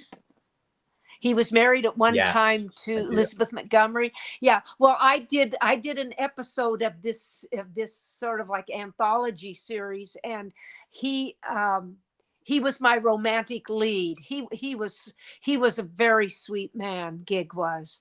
And to me, he was a huge movie star. That's how I knew him. And not very many big movie stars were doing television in those days. And they were very reluctant to cross over, thought it would wreck their careers. But he was, oh gosh, he was delightful. That was fun working with him. A real gentleman, just lovely guy. He did a Twilight Zone episode, which is probably one of my favorite stories of the Twilight Zone. I'd say it's probably like in my top 10. And it was called Walking Distance. And he's playing a businessman who's just trying to get away from New York City, and he goes back to his hometown. And what happens is when he goes back to his hometown, he's right before he gets to his hometown, he stops at a gas station and he has to get his car serviced because it's not working right. And he realizes that his hometown is, within walking distance, the title of the episode, and he leaves his car. And then when he walks back into town, it's the way he remembered it as a child. And what's happened is he's actually gone back in time, like maybe 25 or 30 years. And he's experiencing his youth over again. And it's a very profound, very good. Rod Serling wrote it. It was a very good episode. Yes, I never got to do it. There were a number of, as many television shows as I did. There were a lot I didn't do, and I never did a Twilight Zone. But I did work with Mr. Serling. He wrote what ended up being an Emmy-winning show for Peter Ustinov. And I was opposite Peter Ustinov. That was one of my bigger television shows of working with what I would call, pardon the pun, heavyweight. I don't mean that, facetiously, but Peter was, I stood toe to toe with him. That was a wonderful acting experience. And Serling was just, there's another one. Really just a lovely, lovely, lovely man. Yeah. There were some creams of the crop that I got to know and do their works. No, like I said, you've worked with a lot of wonderful people, but then again, they got to work with you too. So that's pretty because I don't complain. I would like to have had, not in terms of being known, I would just like to have had a bigger career. But I've had a very comfortable career. I was able to enjoy it all and live a normal life. Right. Although there's really nothing normal about me, but it's you know what I mean. I do. I know what you mean. Another show that you did was the FBI with Zefram Zimbalist. Did a lot of those. Saw that. Four, I think. I think, yeah. I don't have it written there, but this one was one of the ones that I captured just for the screenshot, and this was in 1969. Oh, let me put my glasses on. Let me see if I can. Ooh, is that me? Oh, what is that? I look a little pudgy. I did get pudgy on one of the FBI shows. I had a lot of trouble with my weight. And the camera does not like me heavy. It just doesn't work. Now I'm older and I've got these cheekbones now, and they're just there for good. I don't have to worry about them. But I try to take good care of myself and stay lean. But my manager got a call from John Conwell, who was casting at the FBI shows. It was production. Who was the production? The big guy. He paid. Was it Jack Webb? Jack Webb? No. Oh, it's right. Gosh, and it's just right on the tip of my tongue. This is when I feel like a senior. Oh my gosh. Oh gosh, Ralph, I'm sure Ralph is probably screaming at me over the television. It's so. Anyway, he was one of the biggest. He was as big as Spelling. But it wasn't Spelling. Quinn Martin. Was it Quinn Martin? Thank you. That's from Quinn William. Will. Yeah. Thanks, Will. Quinn Martin paid everybody $1,000 more than all the other producers. And if you got on Quinn Martin's list, you did all of Quinn's shows. Oh. And FBI was one of them. And so John Conwell did the casting on it. So, and I never had to read. They just call up my agent or my manager, say, we want Marlyn for blah, blah, blah. And they send a script. And let's see. I've lost my train of thought. I'm trying to get my shows straight. Okay, Quinn. did the show. Well, Oh, I'm now. Now the story's gone clean out of my head. You're watching an actress go up. That's what we it's say in the okay. theater. You go up. You don't know where the hell you Yeah. are. What my Mhm. what my storyline was oh well. Uh, John Conwell. He called my manager, who I'd known since I was 17. He called my manager and he said, "Marlyn's looking a little pudgy." So I get a call from my manager. "Hello, Poochie." That was my nickname. "Poochie, John Conwell says you're getting a little pudgy." "I am. Oh I'll boy. knock it off. Okay, goodbye." It was, oh my God, the last person I ever wanted to have see me pudgy was my manager, because he was really particular about how I looked. And I don't know about today, but in those days, you had to look good when you went in for an interview. And I lost because I had gained 10 pounds. I lost Mark, who did on Golden Pond. Who directed Golden Pond? Mark. I want to say Mark. Isn't it Mark? I am.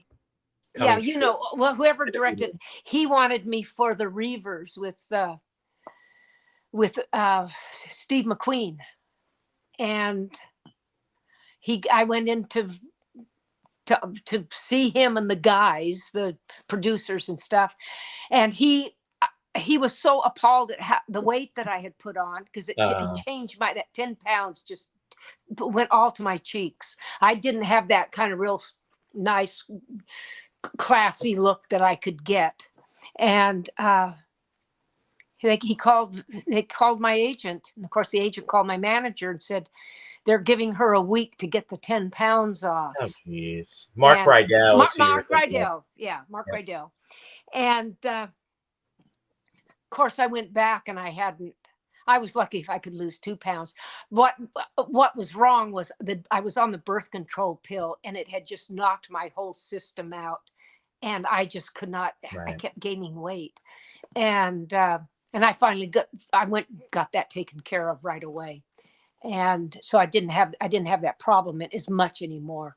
But that was that's the cruel side of the business. Is you better look good, or you're going to hear from somebody on it, or you're going to lose work. And and then I ran into Mark shortly after that, and I was back to my 118 pounds. And he looked at me and he said, "God damn you." That's all he could say, was because he would have liked me. He wanted me for that part. And it was just, but I saw the movie and I was glad I was glad I didn't do it. It wasn't, I mean, I'm not sorry I missed it. Sometimes I think I don't get a part for whatever reasons, and it's okay not to get it. You know, just go with the flow. What is. And what is. Yeah. So anyway. I'm trying to get in some little personal stories, because a lot of these little stories people don't know about. I don't know if they're boring. I hope they're not boring, but there a lot of them are you know what I go through in my business, and some of my little personal angst. Well, it's very real. It's the side of the business that really, you know, it's not just all the, you know, the lights. It's not glamorous. There is nothing glamorous about it. I don't think. What the audience sees, the finished thing, yeah, that's glamorous and that's fun. But I didn't find it fun dressing up, going out. I liked it. It was fun to go watch the other actors. I always wanted to see what movie stars am I going to see, because I'm always a fan. Mm-hmm. And I know there is no business without the fans, and I think sometimes the fans don't get enough respect that they should. No, that's well said. That's if they're not buying tickets, there ain't no business. So I'm now, and I'm somebody had asked me about this before, about Hogan's Heroes. Oh yeah, what'd they ask you? how it was to work on Hogan's Heroes Oh, and working with Bob Crane, and if you enjoyed the it show. the first show I did, I'm in Top Hat and Tails. It's one of my favorite roles of all 150 whatever roles I've done. It's one of my top 5 roles. Getting to sing in that Top Hat and Tails. Meeting Crane for the first time was nice. Meeting all the guys was nice. I knew the producer, Eddie Feldman, another gem in the business. And the first day of shooting, we're on the set and we rehearse a scene, and then Bob goes off, and he had his trailer was on the sound stage, and he would go into it.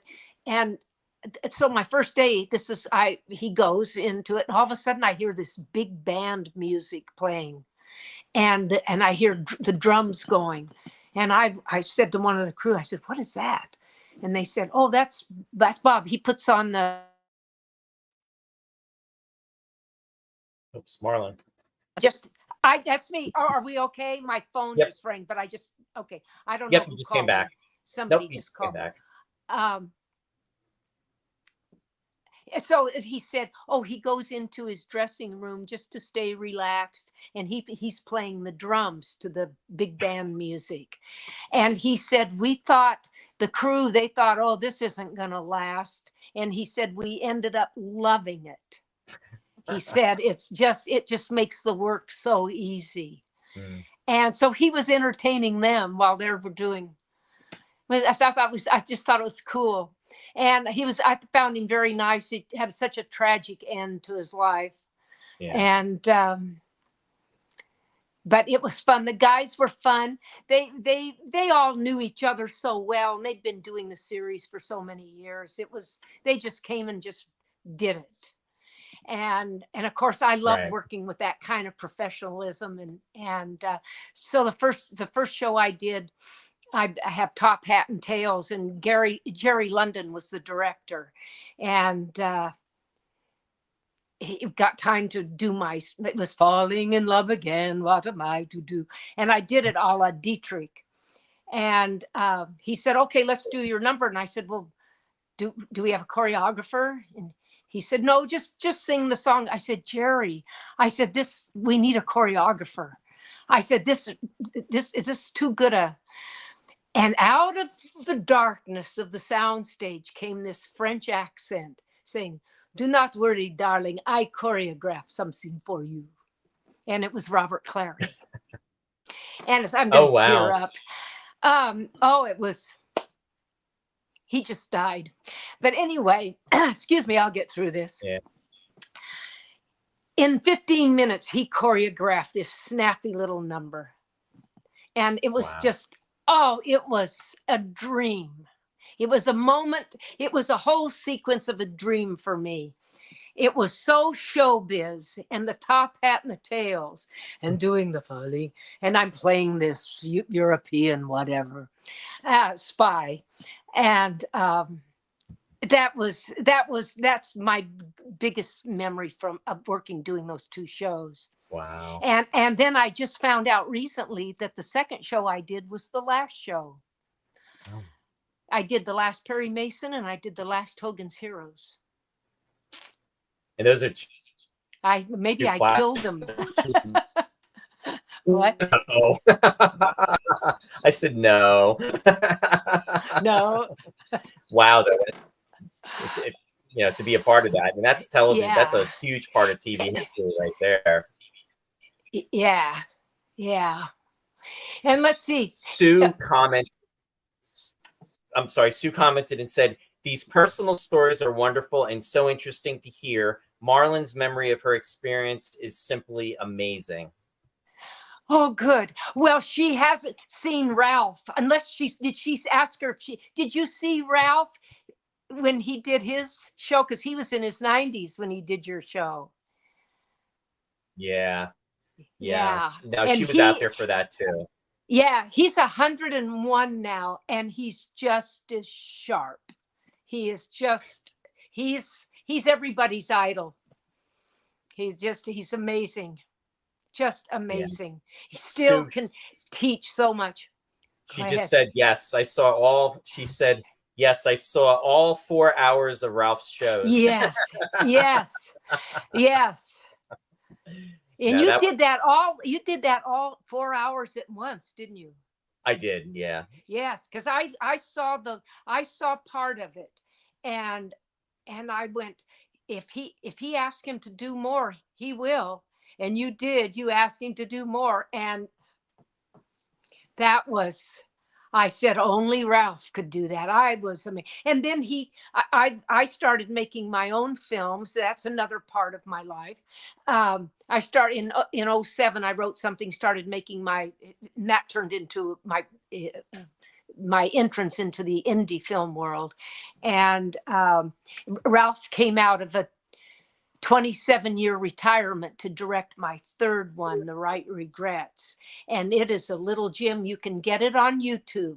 And if you're going to watch it, type in Maxwell Caulfield, The Right Regrets, and it will come up on your YouTube. And it's a beautiful little, it's a long short. It runs about 30 minutes.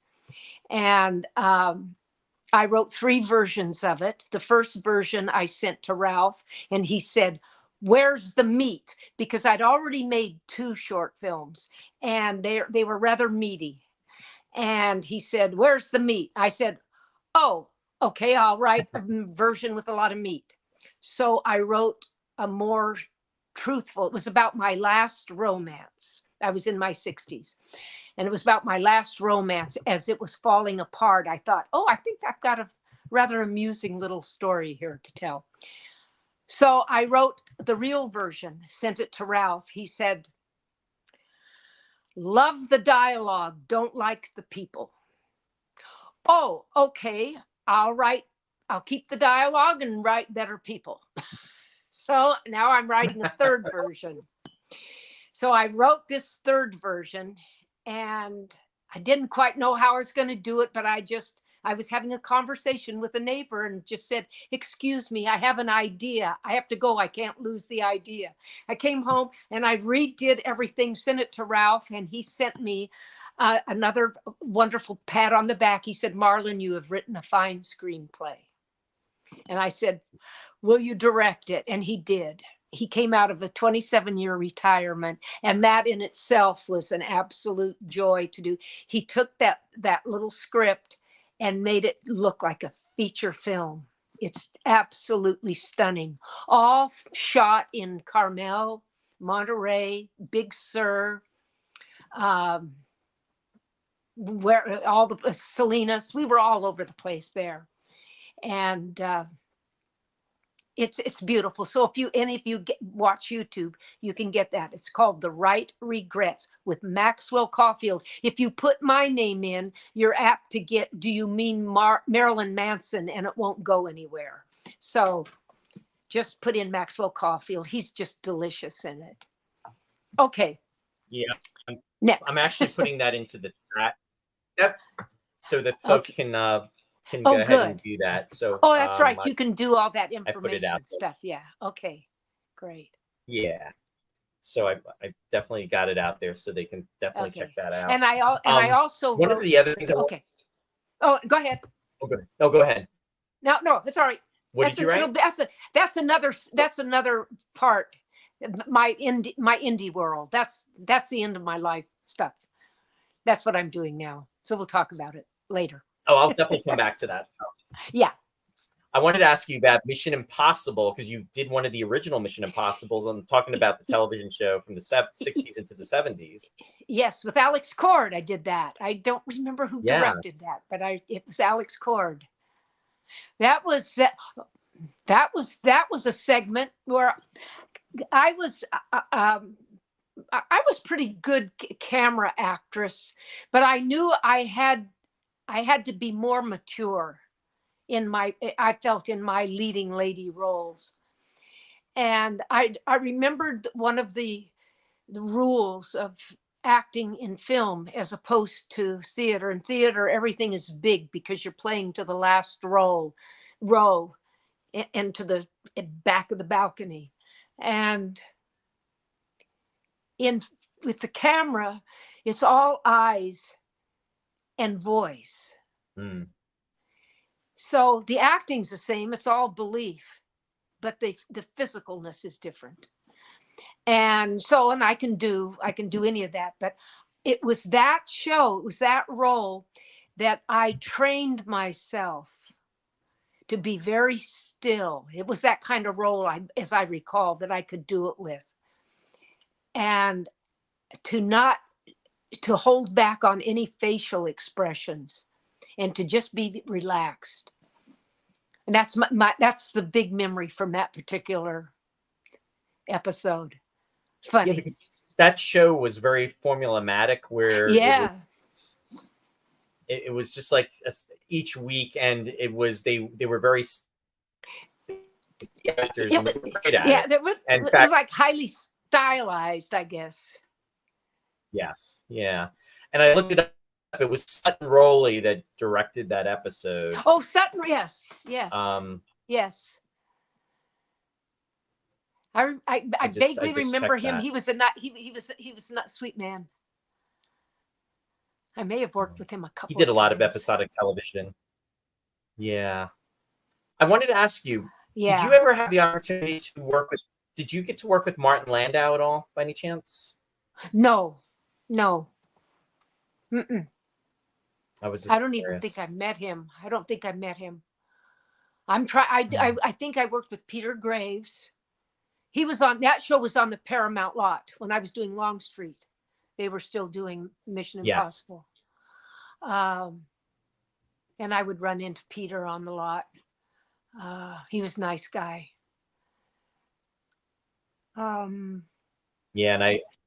Because Martin Landau and Barbara Bain were on that show, but they were on in the earlier. And I didn't get to work with either one of them that I remember. I'd have to see the show.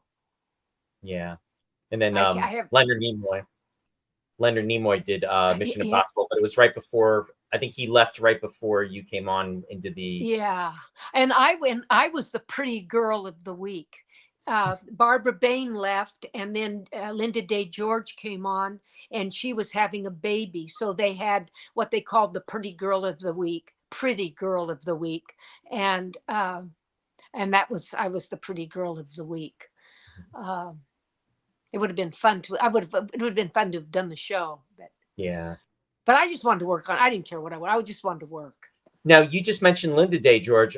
One of the photos you sent me was with you and Christopher George. Now, that was her husband. Did you did you work on The Immortal by any chance at all? No, I did 5 Love American Styles, and and I did one with him.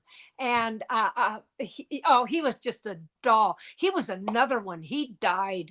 I think he had a heart attack. He was so young. And that was 40s. That was a shock to everybody.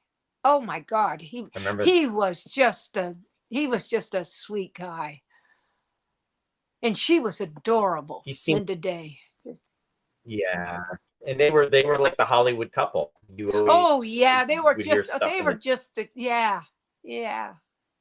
They probably would have had a good marriage because they were really good people, both of them. Yeah. It's I remember when he passed away, and I think he was barely 50 years old when he passed. Gosh. If I remember correctly. Was he that old? He was that old. Huh? Yeah. He may have been even late 40s, but like you said, it was a heart attack, I think. Yeah. Just anyway. And you said that you worked with a lot with Alex Cord. Because then that was I knew him. Alex Cord I knew him outside of the business. Yeah, I was at one point I was dating a publicity fellow, and Alex Cord and he were real good friends. So I'd hang out with Alex. He was married to she was a beautiful English girl. Alex Cord was married to a beautiful English girl. She was. I used to not hang out, but I was in their home a lot. They lived in the, I think it was Mulholland, up on the Mulholland Drive area. Oh Gotcha. gosh, she was an actress. I don't think she acts anymore. I don't know what happened to her. But why Yeah. can't I remember her name? She was beautiful English girl. Oh. And then I'll come back to it. But then you also did The Magician with Bill With Bixby. Yeah, I worked with Bill, and I did a Love American Style with Bill Bixby. That I gave you some pictures. I him. Oh gosh, who I can't remember the lady who played my mother, Anthony, or his that played his mother, Bixby's mother. Anthony Caruso played his dad, and it was called Love and the Eskimo. And it was the one I did with R.D. Johnson was my favorite one. My second favorite was the one I did with Bill Bixby. Oh God, they were just great scripts, really good scripts, and really perfectly cast. And Anthony Caruso, who was one of the really mean, tough guys in the movies, couldn't have been sweeter. All those guys that are murderers and torture people and kill people right and left. They're the nicest guys to work with. They're just usually fun and oh gosh, Bob I'm gonna Wilkie. I'm gonna throw it out. At one point, Bob Wilkie said that he died more than any other actor in the business. I don't know if he still holds the record or if it was true that he did hold it, but I used to see him at the golf course all the time. He never played golf. He So just came to kibitz with people. And he said, I died more than anybody in this business. And I believe it. And he well, was nice. for the Star Trek fans out there, Anthony Caruso, for the folks out there, he played Bella Oxmix in the Star Trek episode A Piece of the Action, and he was like, it's the episode that deals with the Chicago mobs of the 1920s, and he's one of the gangsters. He's one of the head gangsters. He's a bad guy. He's bad, and he's playing opposite the other bad guy, the other mobster that's in a different area was Vic Tayback. So you had Vic Tayback playing against Anthony Caruso, and it was one of the few times Star Trek kind of did like a comedy. It had like comedic elements, and it was. Now Lou just commented. He said it's one of two actresses, and once he wrote who it was, the two actresses were in regards to Alex Cord. I know which one it is. Joanna Petit was married to Alex Cord. Pettit. Joanna Pettit. Pettit, yes. Pettit. Yeah. I just saw an episode of. Yeah, she was lovely. There was an episode of The Night Gallery that I just saw recently that Alex Cord is in, and she's actually in the episode with him. They're not together in the episode, but they're both in it, and they were husband and wife at that point in time. Oh, they were. Oh, God. Yeah. It was like Alex in 71, 72. And it was Alex was a character. He always had horses. He always was with his horses. He was a character, kind of a little full of himself, but nice, in a nice way. And then I came across this movie that you did with, and this is when I was talking about Robert Culp. You did a TV movie of the week on for ABC. It was called The Outrage. Yes. That was based on a true story, but they switched the roles. They should have left it the real. It would have been much more interesting. But in the script, we're a family. We have a couple of kids, or a kid, and we get attacked by some young hoodlums. And he takes the law into his own hands because he can't get the police to do anything because they're all rich kids, and don't upset the rich parent. Them don't how it goes. Nothing's changed, and but in the real story, while we're shooting, this woman arrives on the set. It's hotter than hell. She has on a fur vest. She's got on tight pants, boots, and a bullet belt with bullets in it. And I mean, she was very attractive and very nice, but she was dressed tough. in the real story, as I was told, she was the one that went after the kids, not the husband. Oh, wow. Wow. So in the script, so I got the boring role of, oh, honey, don't upset when he was trying to get her not to. She went Right. after him because they couldn't get any help from the law. Right. So she took it So into her own hands. took it into her own hands, and I thought, man, I wouldn't mess with her if I was. And so, and how much of the script was true, I don't know. But Mhm. anyway, that was one of the ones I did with Culp. Yeah. Gotcha. There was another movie I saw, The Last of the Good Guys. Oh, great idea, that script. That was a wonderful story. I was reading the background of that. I played I want to say not Dwayne Hickman, because it wasn't Dwayne Hickman. Mary Martin's son, Dynasty. Oh. Or no, not Dynasty, Dallas. Hawaii Five-O? What? Mary Martin. That was no, not. Yeah, you know. Larry Hagman. Larry Hagman. Larry Hagman. I played his wife in it. Yeah. Larry took a very small role in it, and I played his wife. And he's a policeman, and Culp is his captain.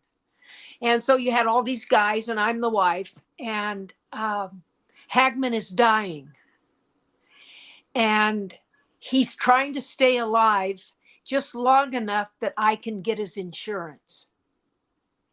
And he doesn't. He can't make it. He dies. And all his cohorts go around Culp's back and they pretend like he's alive, because it was like a matter of like a day or two. And every time Culp goes to look for Hagman, he goes, where is he? And they move his stuff around to make it look like he's been there, but he hasn't. He's dead.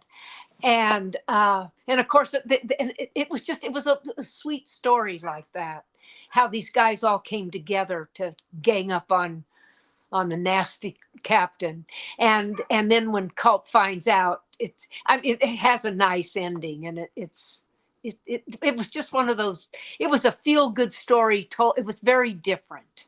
It was just very different story, but well done. Can't remember who directed that one either. Yeah, I was reading about it, and I thought this is just it's kind of like almost like a wholesome story in the sense that they're really trying to band together to do, to help. Yeah, and to help the wife so that she could have his pension. And yeah. So that was nice. That was fun. And you also did a Wonder Woman, I saw. I did a Wonder Woman. I did a Spider-Man.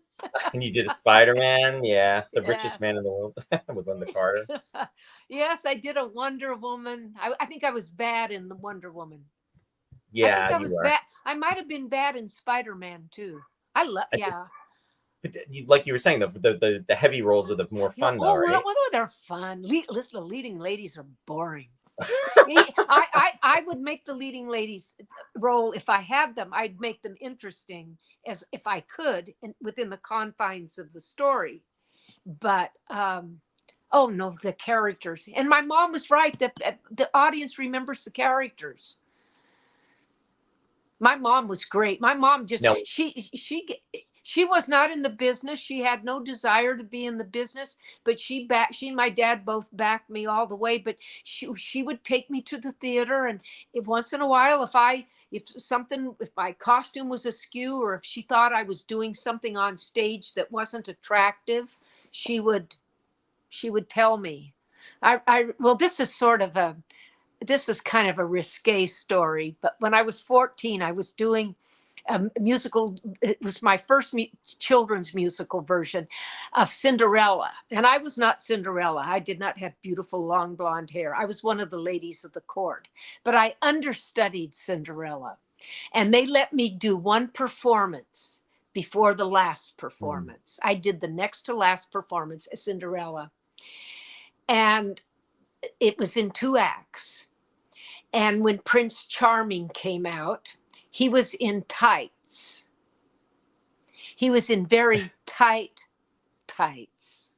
Oh boy. So, so do I have to explain? I No. don't think I have to explain. So my mother says to me at intermission, "Stop looking at his crotch." Is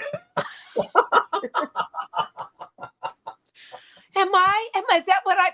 Yes. Do not. Okay. That was one of my more amusing stories. But but things you've got to pay attention to when you're, and I was just so in love with the prince. And then when he went to put the glass shoe on me, we're in a theater of 99 seats, and it's in the round. So there's seats all around. So the audience is right there. Right. And he goes to put my shoe on. Well, I've always had very large feet. He's putting the shoe on, and to make it look smaller, he's holding it with two hands. Oh, And okay. and he said, "Jesus Christ, what size shoe do you wear?" He says under his breath. And I'm trying not to laugh. I'm just smiling, so happy that I'm going to be a princess. It's just, oh my goodness. But that's one of my funny little embarrassing stories. Don't stop looking at his crotch. Stop looking at the prince's crotch is how I would write it.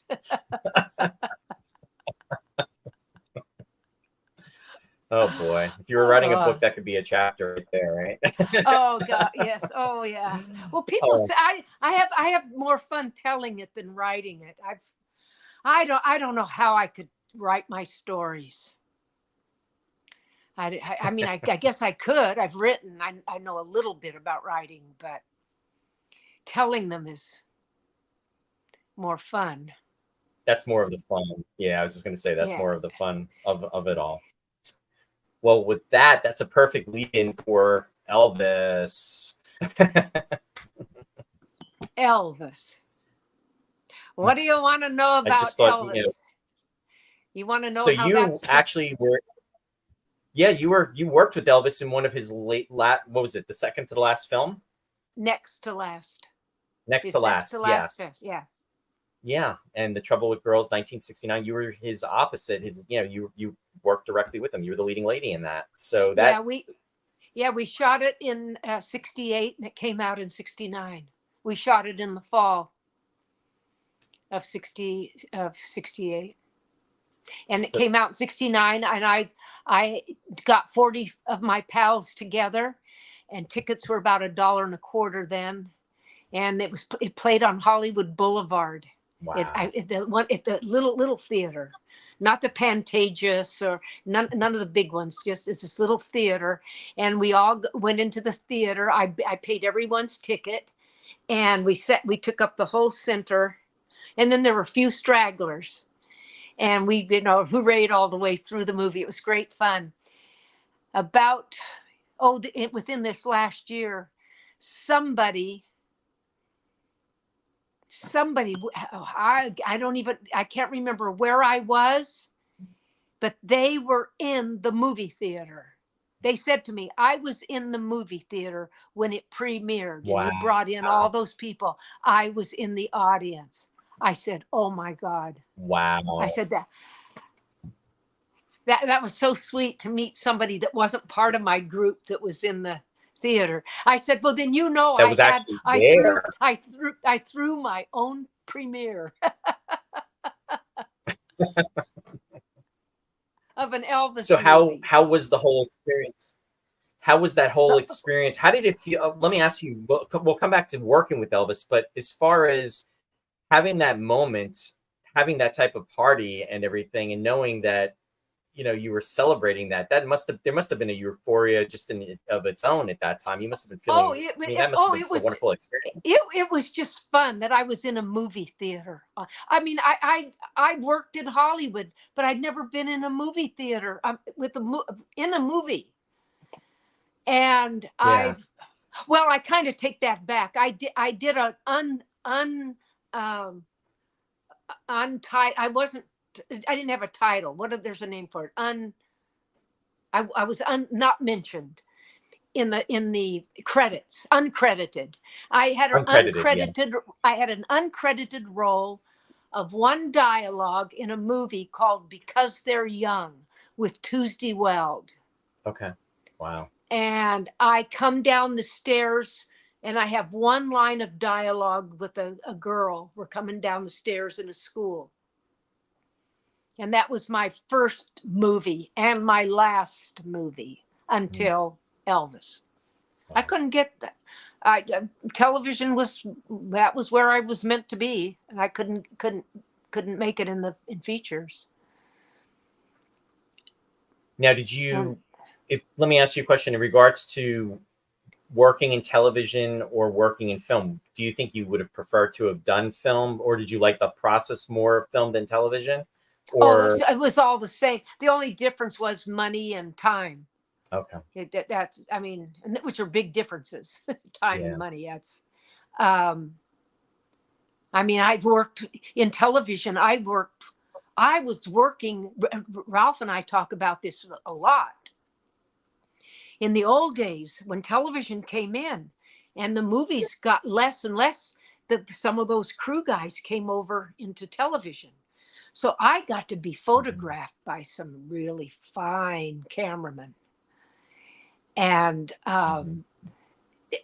wardrobe and makeup. I mean, they transitioned into the new, some of them. And I look at when I've seen some of my old TV shows, when I saw them then, and I was so beautifully photographed because those guys knew what they were doing. You don't see that as much today. And that's part of one of my beefs of the art of filmmaking. It's an art. And Ralph, I am so lucky to know Ralph and have experienced his knowledge of the art that he knows. Because when you see The Right Regrets, that looks like a motion picture. It doesn't look like a little independent, no money. Well, it costs a bit of money to make it, but it looks rich because he knew, and he had a young cameraman who knew how to shoot, and Ralph knew how to teach him to shoot what Ralph wanted. And so it was a wonderful experience for all that crew. But yeah, it makes a difference. It makes a huge difference. Yeah. But TV is and well, you can, the thing that I go for, and it doesn't matter what it is, what the medium is the writing. I'm looking at that story all the time, and that's something that the young filmmakers today don't. They don't. If you can show it, don't write it. If you can tell it, don't write dialogue. You tell it.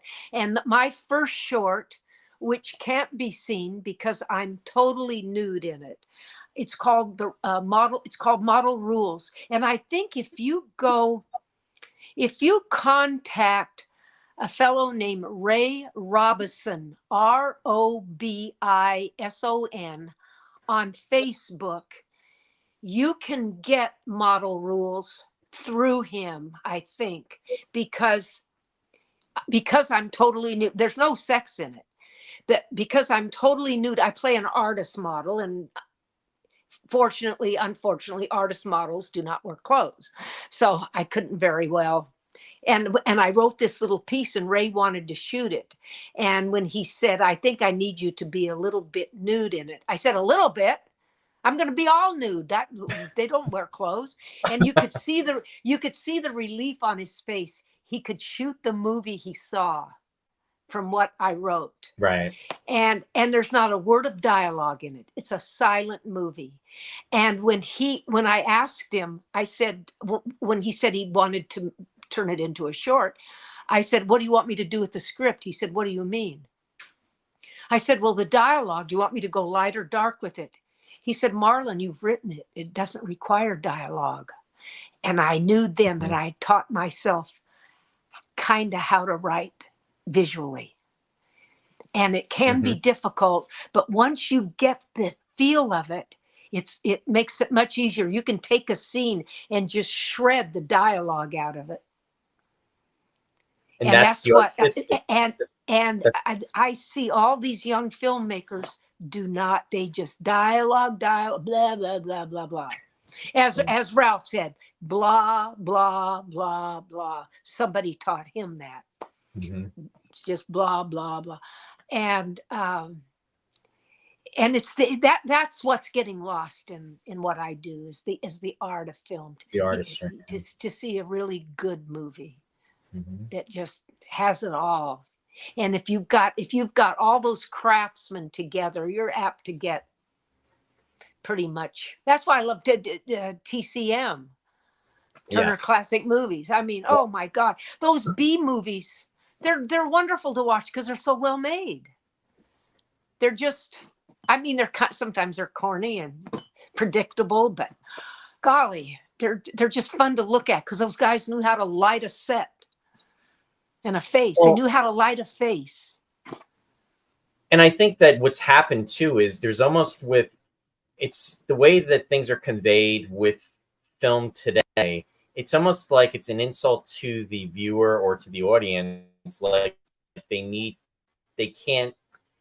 have to be walked through it. They have to have like the cue cards up to explain what's happening.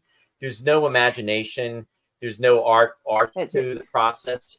It's almost like it has to be so contrived and it has to be spelled out and it can't be left to the imagination because it's like, oh my God, the audience isn't going to get it. Yeah, and the audience is not stupid. But if you give them stupid, but you give them something, and I don't, when I go to a movie, I don't like to have to work real hard. Like, what is this about? And trying to figure out, not that kind of art.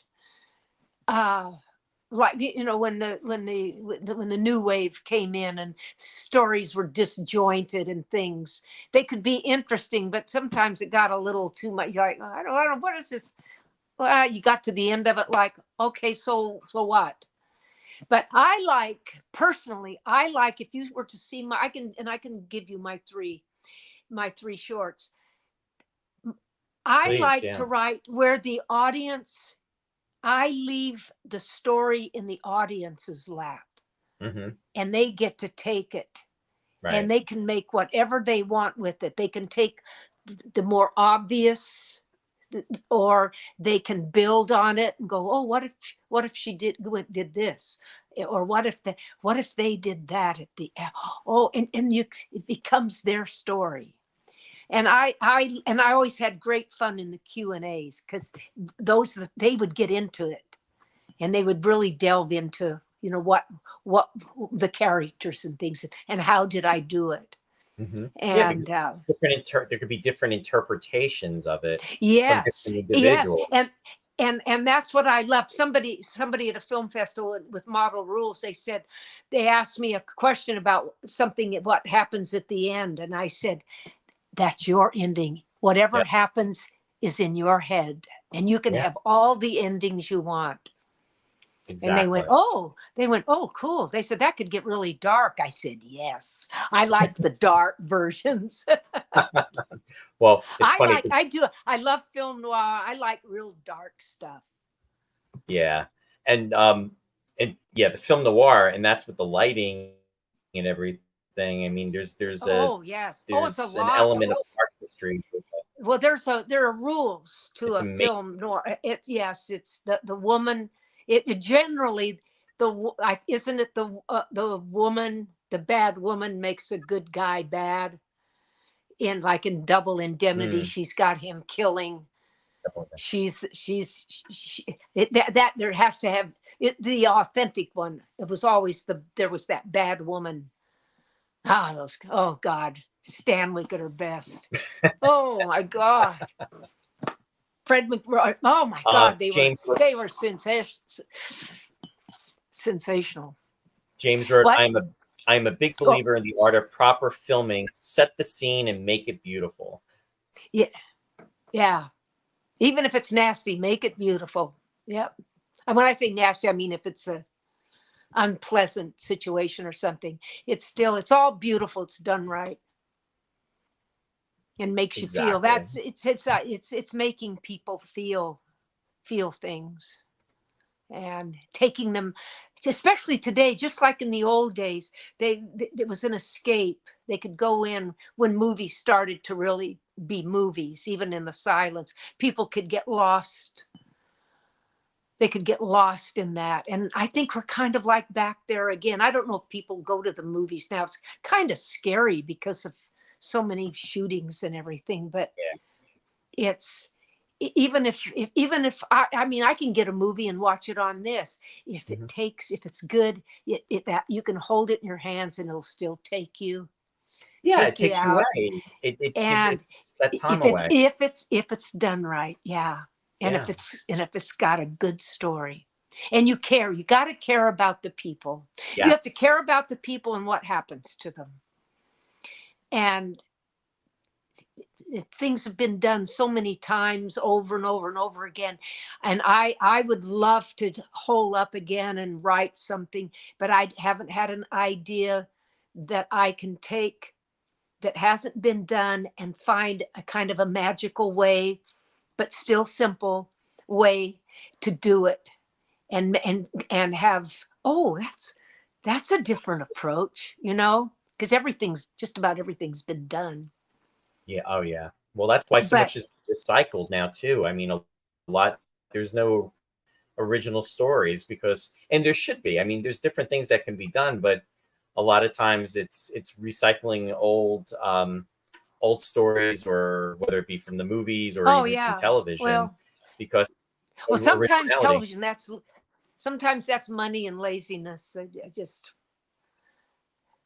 you gotta, if you can grind them out. Oh, I would, if I had my choice, I would love to have been a movie actress in the 30s because the clothes were Mm. so great. Oh, I love the styles of the 30s. Oh my gosh. Okay, so now on to. So yeah, so what I wanted to do is I wanted to, so yeah, speaking of model rules, that was the winner of best screenplay in the Rhode Island Film Festival too. Yes, and that totally, that just flattened me when they said best screen. Oh, grand prize, not second place. I got the grand prize for best screenplay. And I thought nobody in this room knows that there's not a word of dialogue in this movie. Because most of when you're at a film festival, you don't get to see too many films because you're kind of taking care of your own film. So it's hard to see other people's films. And I figured, oh, maybe a few of them had seen Model Rules, but they had no idea there wasn't a word of dialogue. And I felt kind of bad because the room was filled with these young screenwriters who'd probably spent days, if not weeks, on their scripts. Right. Here, I wrote mine in 45 minutes, gave it to Ray, and he said, "We got to do this." I mean, It's it not about the, was, what's that old saying that they say? It's not about the quantity, it's about the quality. yeah, So the quality was there, and that's why it yeah. came Well, through. and what Ray did with it, I have to say, what he did with it was just stunning.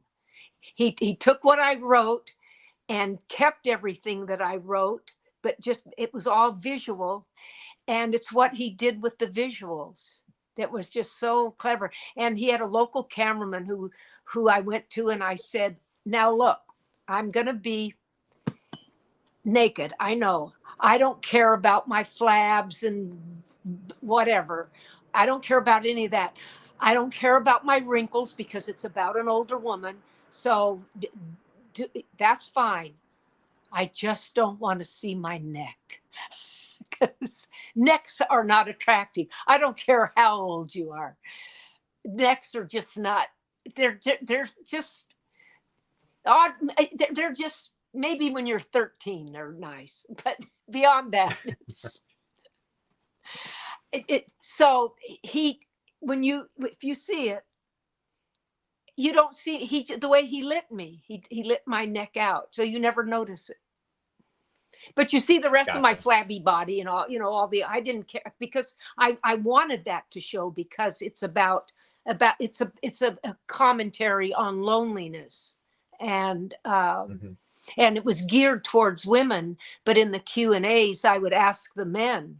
I said, are you guys anything like women? Do you have these same feelings of going through life unnoticed since you got into your older years, like in your late 60s? And it was amazing how many men would say, oh yeah, they weren't any different. And so it's a powerful little movie. It got some nice mileage for what it was. That's with really the nudity. Cool.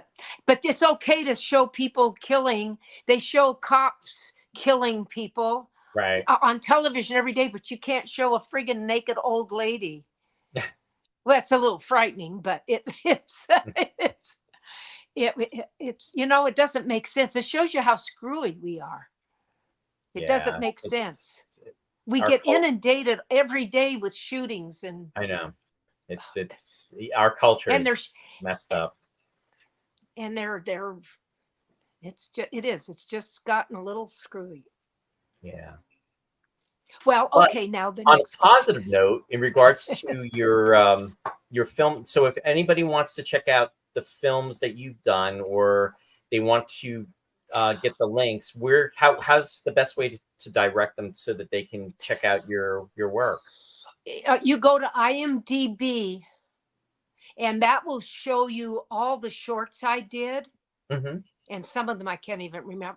I've done total about 27 shorts and features, but all low budget. These are all micro. Some of them are not very good, but I did one student film, Tupelo, Mississippi, Elvis country. The young film students there begged me to come back and make a film with them, so I did.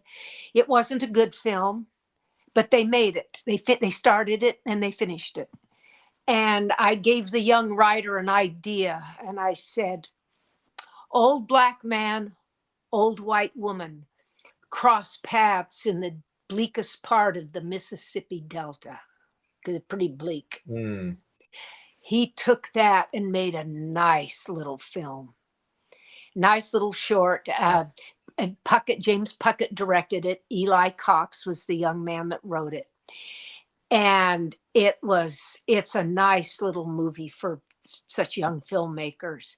And it's called Delta Crossings. That's one we're seeing. One very, very dark one. It's very, very dark, called Penitence, was written by my friend Carol Conley in Rhode Island. She'd never written, never directed. And she wrote this thing and asked me to look at it. And in the middle of the night, I'm texting her. I said, she's got to see this when she wakes up in the morning. I said, get your crew together. Let's do this. It's bleak.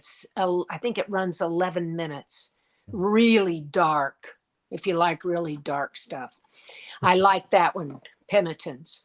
My first three are Model Rules, and then The Bag, which is about my mother's death. I changed the ending of how she really died, but I changed the ending to be more powerful. So it's a kind of a quiet violence, but it's a nice little film. I wrote it because my mother, just before she died, she said, write about me. And I hadn't done anything in the indie world at all. I was writing a screenplay for fun, but the furthest thing from my mind was making or acting in indie films. I didn't know how you did that or anything. And so she said, write about me. And so through a series of conversations, um, I kind of dried up. I was writing with a comedian named Vince Valenzuela, stand-up comedian. He comes out of Seattle, Washington. And he and I had been working on this screenplay together, long distance. And he was giving me ideas and helping me with it. And my mother loved what I had written. And so I guess that was the only thing that I could come to, is why she asked me to write about her. And so I said, okay, Mom, I will. I said, I'll use your name. Her name was Myrtle Valine. And nobody uses the name Myrtle. I almost changed my name after she died, and I decided not to because she loved the name Marlyn. But Myrtle, I said, I'll use your name, Mom. I did not use her name, but I decided to write about her death because people do not know what certain parts of the elderly community are going through. And the dual suicides or solo suicides. And I felt it was important to bring that out, and what best place to do that is in the film festival world. So I wrote the screenplay, and Ray directed that one also. We got Richard Erdman, who was Marlon Brando's leading man in The Men. I think The Men was Brando's first film.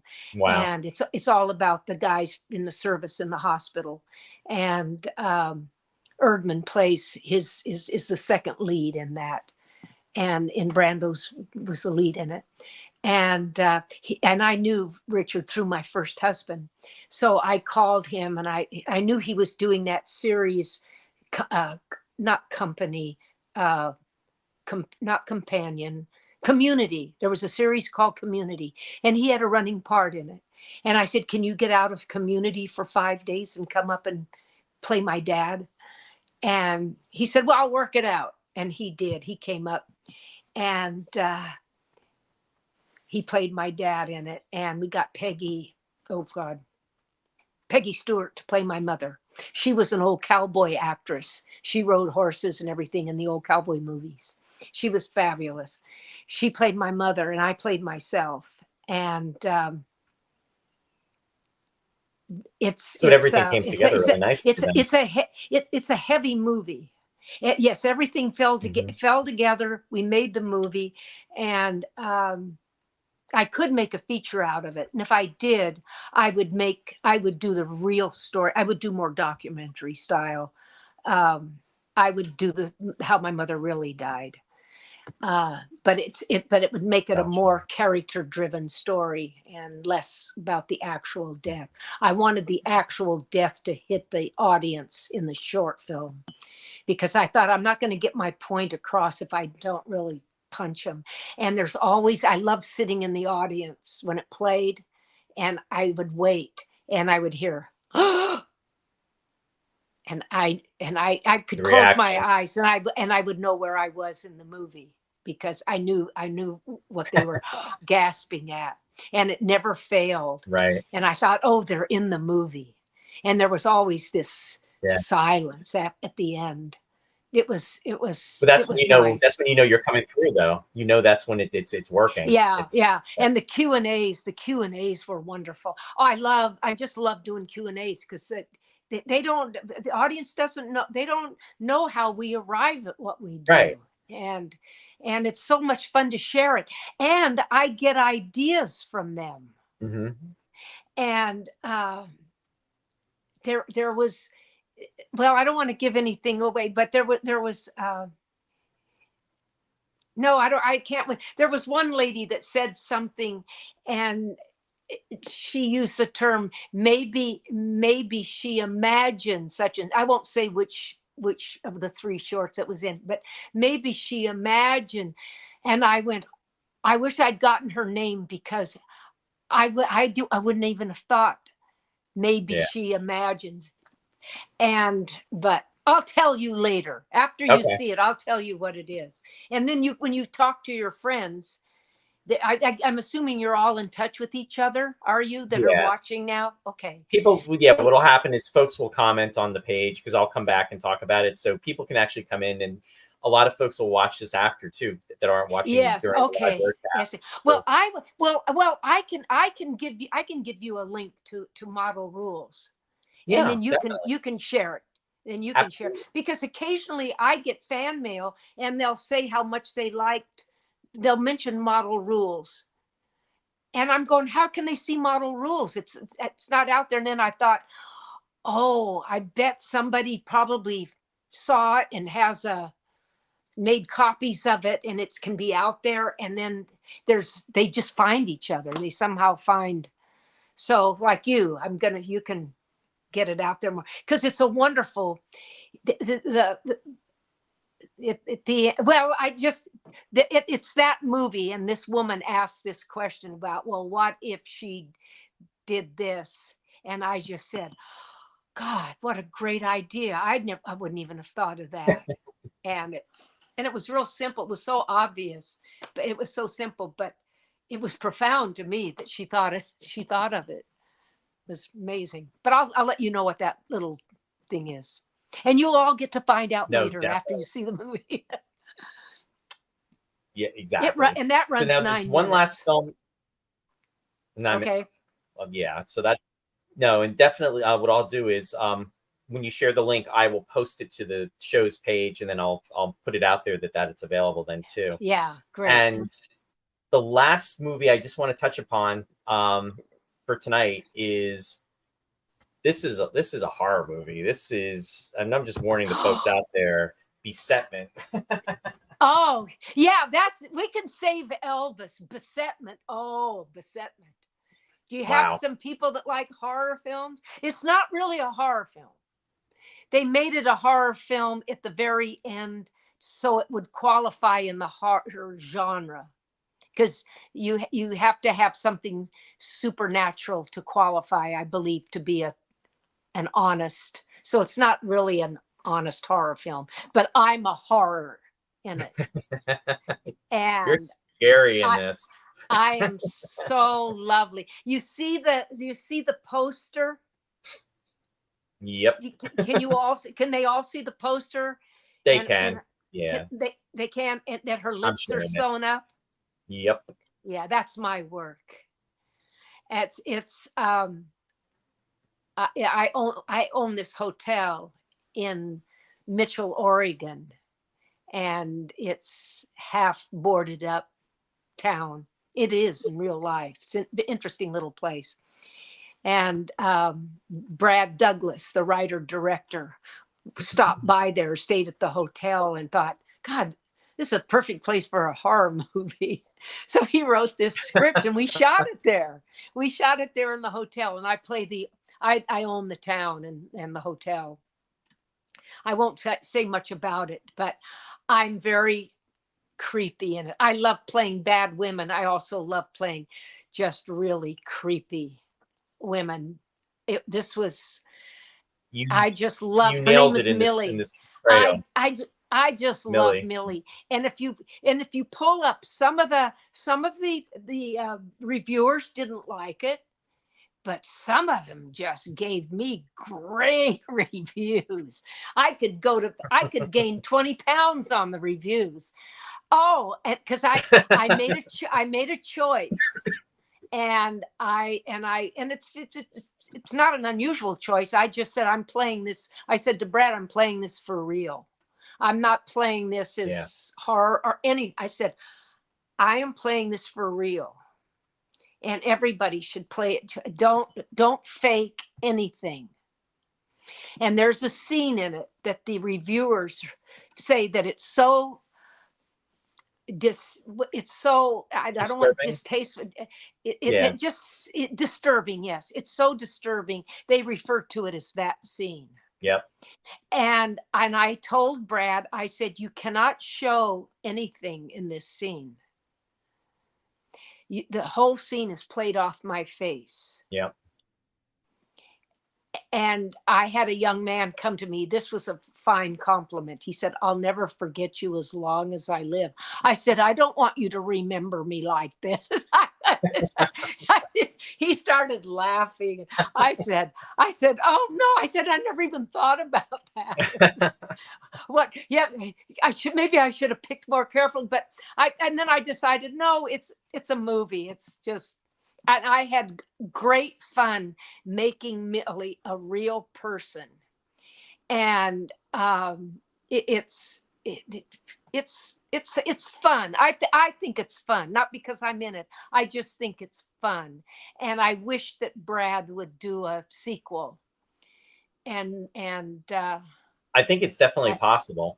oh well, yeah. Well, I don't want to say anything now. We've talked Yeah. about it, but I don't want to say anything because I wouldn't want to give anything away. Right. But, there's some ideas, but I'm doing another one with him called The Plan, and all I'll say about it is I call it Driving Miss Crazy, and so that's all I'll say. But it's called The Plan, and we're going to film so it. Stay tuned. What? I said stay tuned because you said you're going to film it this summer, right? Oh yeah. We're going to film it all here in Medford. We were going to film it in Sacramento and here, but he thinks he can do it all here. It'll be much cheaper, and it should be. That's good. It should be fun. I hope. July's not a fun time to shoot in the Rogue Valley, but it's hotter than hell here. But that's all right. It'll just make me meaner. Oh yeah, because she's meaner. This is a tougher character. This is a tougher character to play, and so I'm doing my homework now. I'm learning my lines, so I can just jump into it and have that freedom. Yeah. So it'll be fun. I just wanted to say, but James had to leave. He said, "Hey gang, I have to get to work. I look forward to finishing watching when I get home. Love listening to Marlyn. Catch you later, Roy. Have a great day." Now he's in Australia, so he's goodbye. actually Monday. He left. Oh, it's actually Monday. Okay, Monday. Bye. Say hi to Australia. But wow, Marlyn. So I think we really covered a lot, and what I'm going to do is I'm just going to run the shout outs for the folks just that I do at the end of every show. But what I'm going to do is I'm going to ask anybody that's out there right now, if you have any questions you want to ask to you when I come back from the shout outs, that way then we can wrap it up then. But this has been amazing, just talking about everything. Okay, yeah, because Elvis is a whole thing by itself. Yeah, and we didn't really get to talk a lot about Elvis, but let me ask you, and then we can even circle back another time. How was it working with Elvis? It was 10 weeks, the best 10 weeks ever. Wow. And he didn't work every day. He's only about 1/3 of the movie, but you don't realize that. You think he's all the way through it, but he's only a third of the movie in it. But he and I loved working together.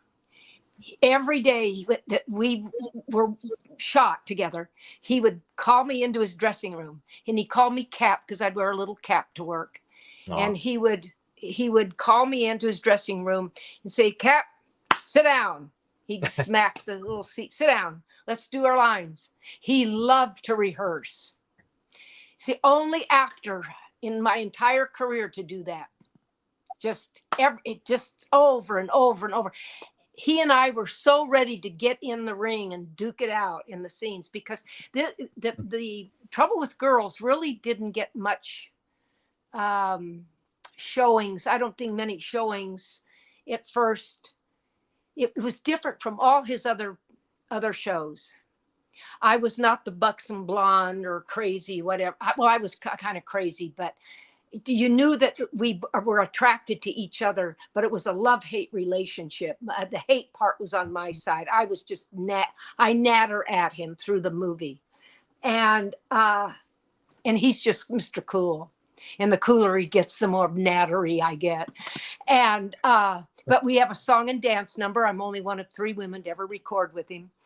The man Wow. From the second he walked in, the day I was introduced to him, I was prepared not to like him. Based on nothing, I thought he was going to be unprofessional. I thought he was going to be late. And I just thought he was going to be an a-hole. So he comes walking in. He's on time. And I'm thinking, oh, that's a plus for you. And he walks closer, and I'm going, God, he's awful cute. And we were introduced, and he immediately apologizes to me. He says, I just had my eyebrows and my eyelashes dyed. Mary Keats, up in the hair department at MGM. And I'm thinking to myself, God, he's talking to me like a girlfriend, telling me, oh, I just had my hair dyed. And I mean, it was like something personal. And I didn't know his hair was dyed. And I said to him, I said, well, I'm not a fan of yours, but I don't. And his face kind of like, oh my God, what are they putting me with? I said very quickly, right after I said that, I said, I'm not a fan of yours, but I don't mean it unkindly. I said, I'm into different music. And when you were coming up and I'm in high school and all the girls are going to see your shows and things, I said, I'm learning Broadway musical stuff. That was my music. I knew and know who you are, but that's just how it was. Right. So but I was honest with him right from the front. So he liked that. And he and I just, through all that 10 weeks, we just had the best time. He was so professional. Peter Tewksbury was the director, and he had done 2 shows with Elvis, and somebody did not want me. I don't know and I don't think it was Elvis. I don't know if it was the Colonel or not. But somebody did not want me. And Tewksbury, I was told, said, you don't take Mason, I walk. So they took me, and he stayed on. And he was a wonderful director to work with. A dear man. And he just let us fly. He knew what he had with Elvis, because he'd worked with Elvis. I didn't know Elvis was, I learned this guy he was a brilliant actor. You could throw anything at him, and he threw back everything honest back. He didn't fake anything.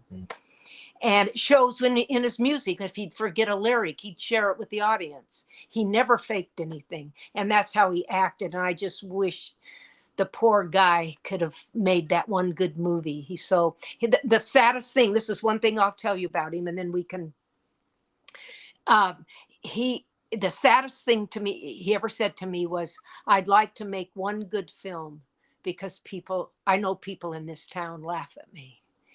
And that just went right through my heart. And then when he ended up the way it ended up, it was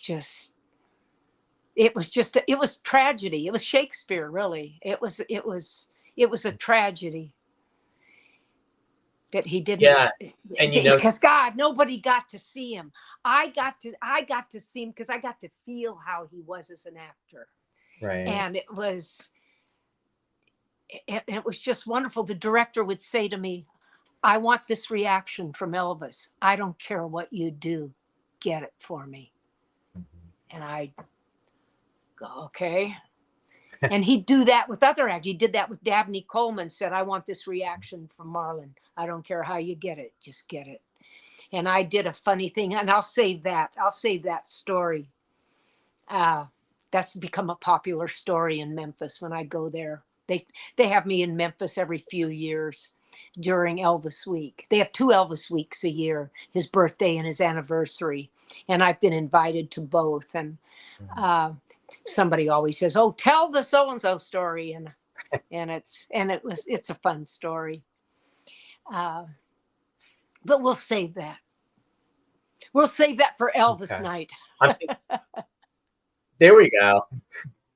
I'm thinking too, you shot with him, that the film you said was shot in 1968. So literally it was only 9 years later that he passed away, which is nothing 9 years in the scheme of things. He was 34. Yeah. He was 34 when I worked with him. Wow. And God, he was so good looking. But I have a whole Netflix did a whole thing on his comeback special.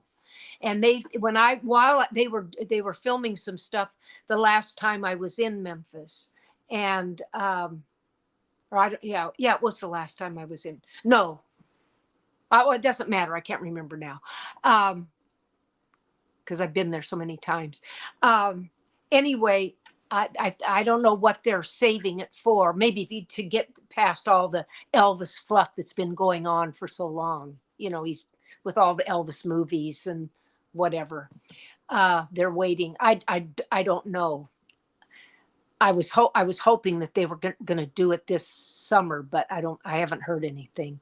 But anyway, they interviewed me because I have something to do with his comeback special, which I have a remote connection to the comeback special, but it's a nice little story, and I'm assuming it's going to be in the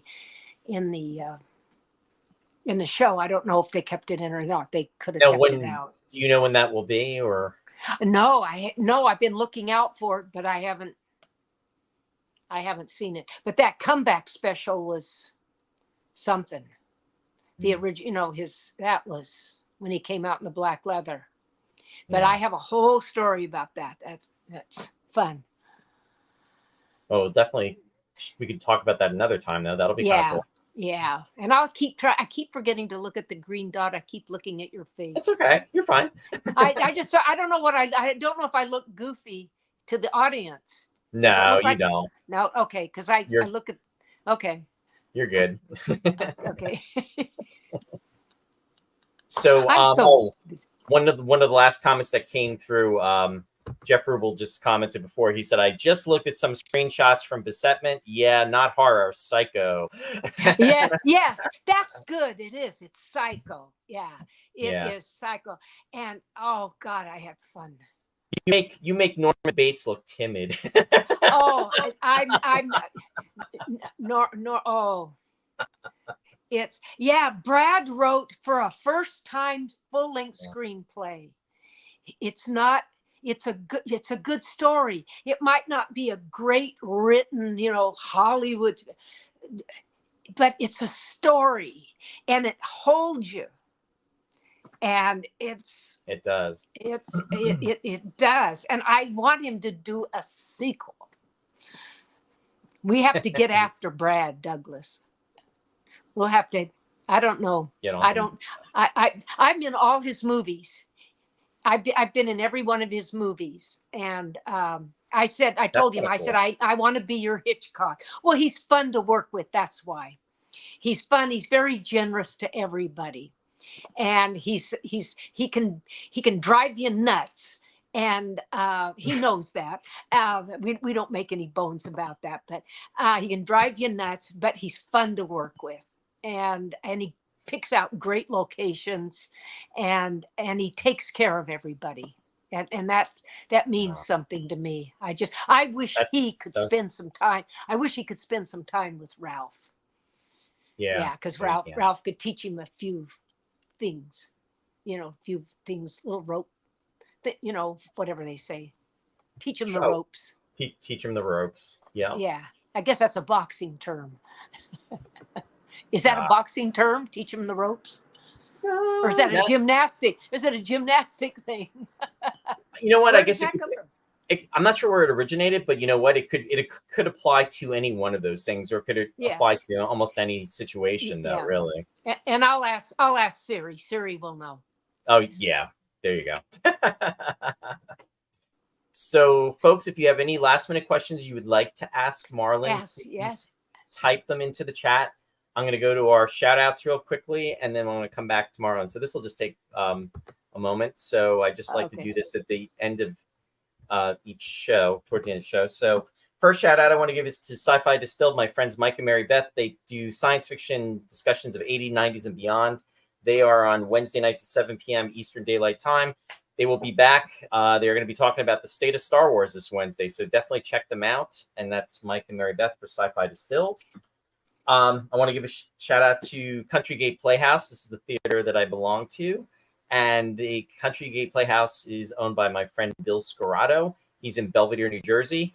If you have any questions, or if you have any want to check about things that are going on with Countrygate, you can visit www.countrygate.org, or you can visit Bill's website, which is www.billscorrado.com. And again, that's in Belvedere, New Jersey.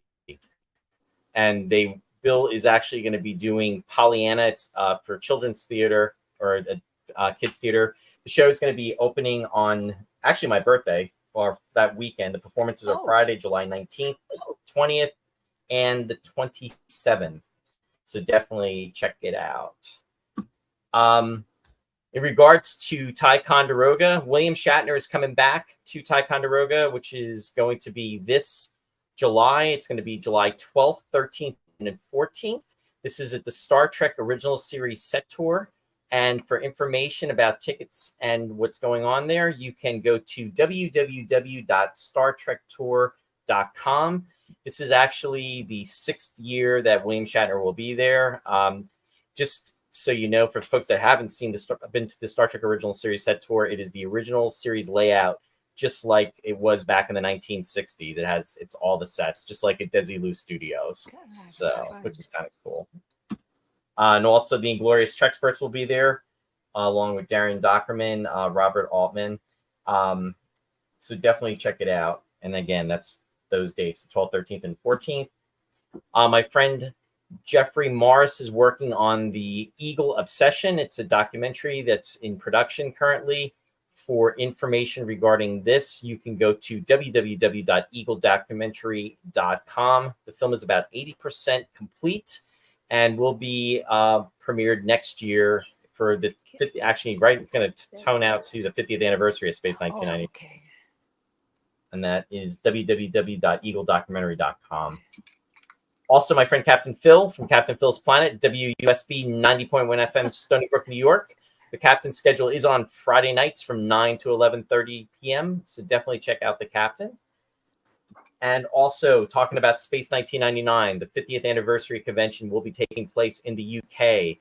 And you can find out information about this at www.space199950years.com.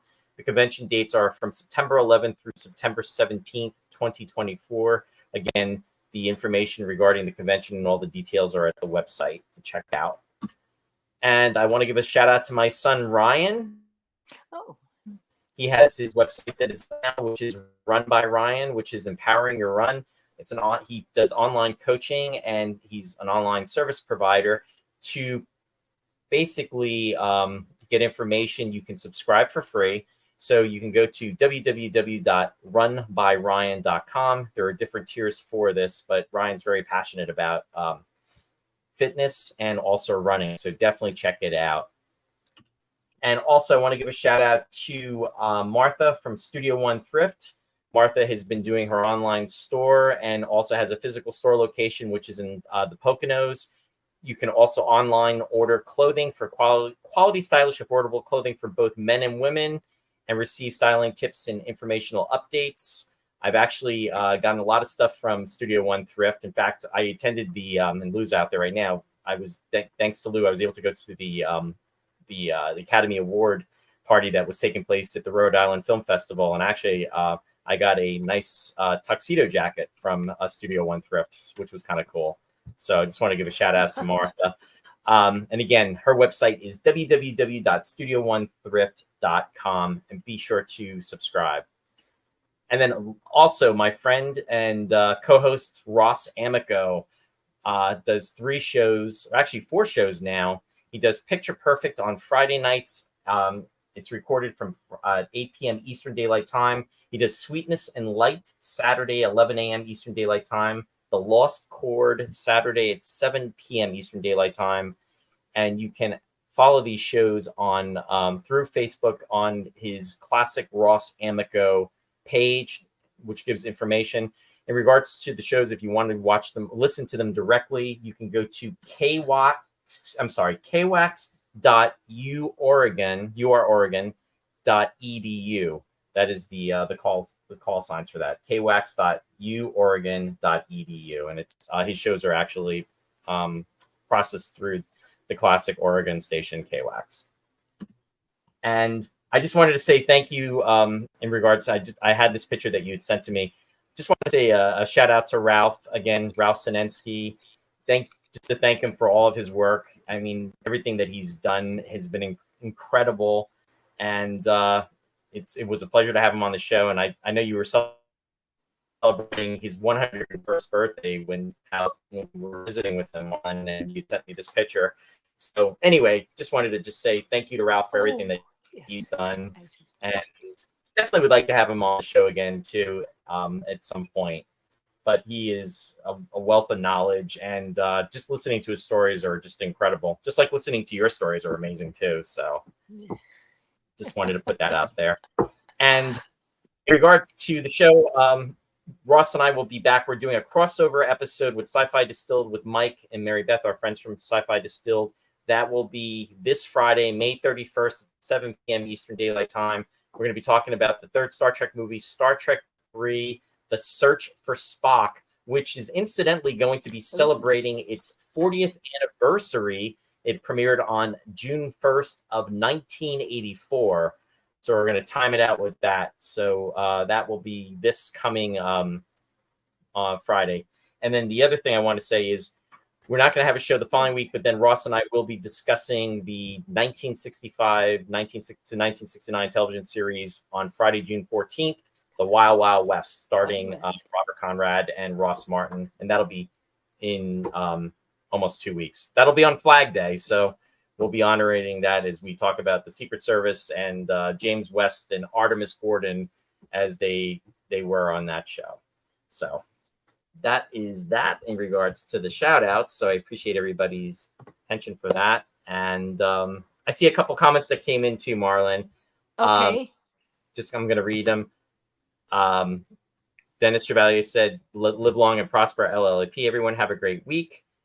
Lou commented and he said, great to see and hear you again, Marlyn. Hugs. And he enjoyed this. He said, great show. Oh, and, hi, Lou. And then also Sue commented and she said, wonderful show. Thank you, Marlyn. Oh, thank you. Thank you to everybody. And I look forward to doing a little bit more. Yeah, absolutely. Yeah. So I hope you had fun. I did. We were actually, we're broadcasting now for almost a little over 3 hours. The time went very quickly. Really? Yeah, we've been on for 3 hours and 8 minutes and we're still ticking. Oh, wow. Oh, gosh, I didn't beat Ralph's record. But anyway, we'll I want him to be the king. Yeah, he definitely is. No questions about that. But thank you to everybody.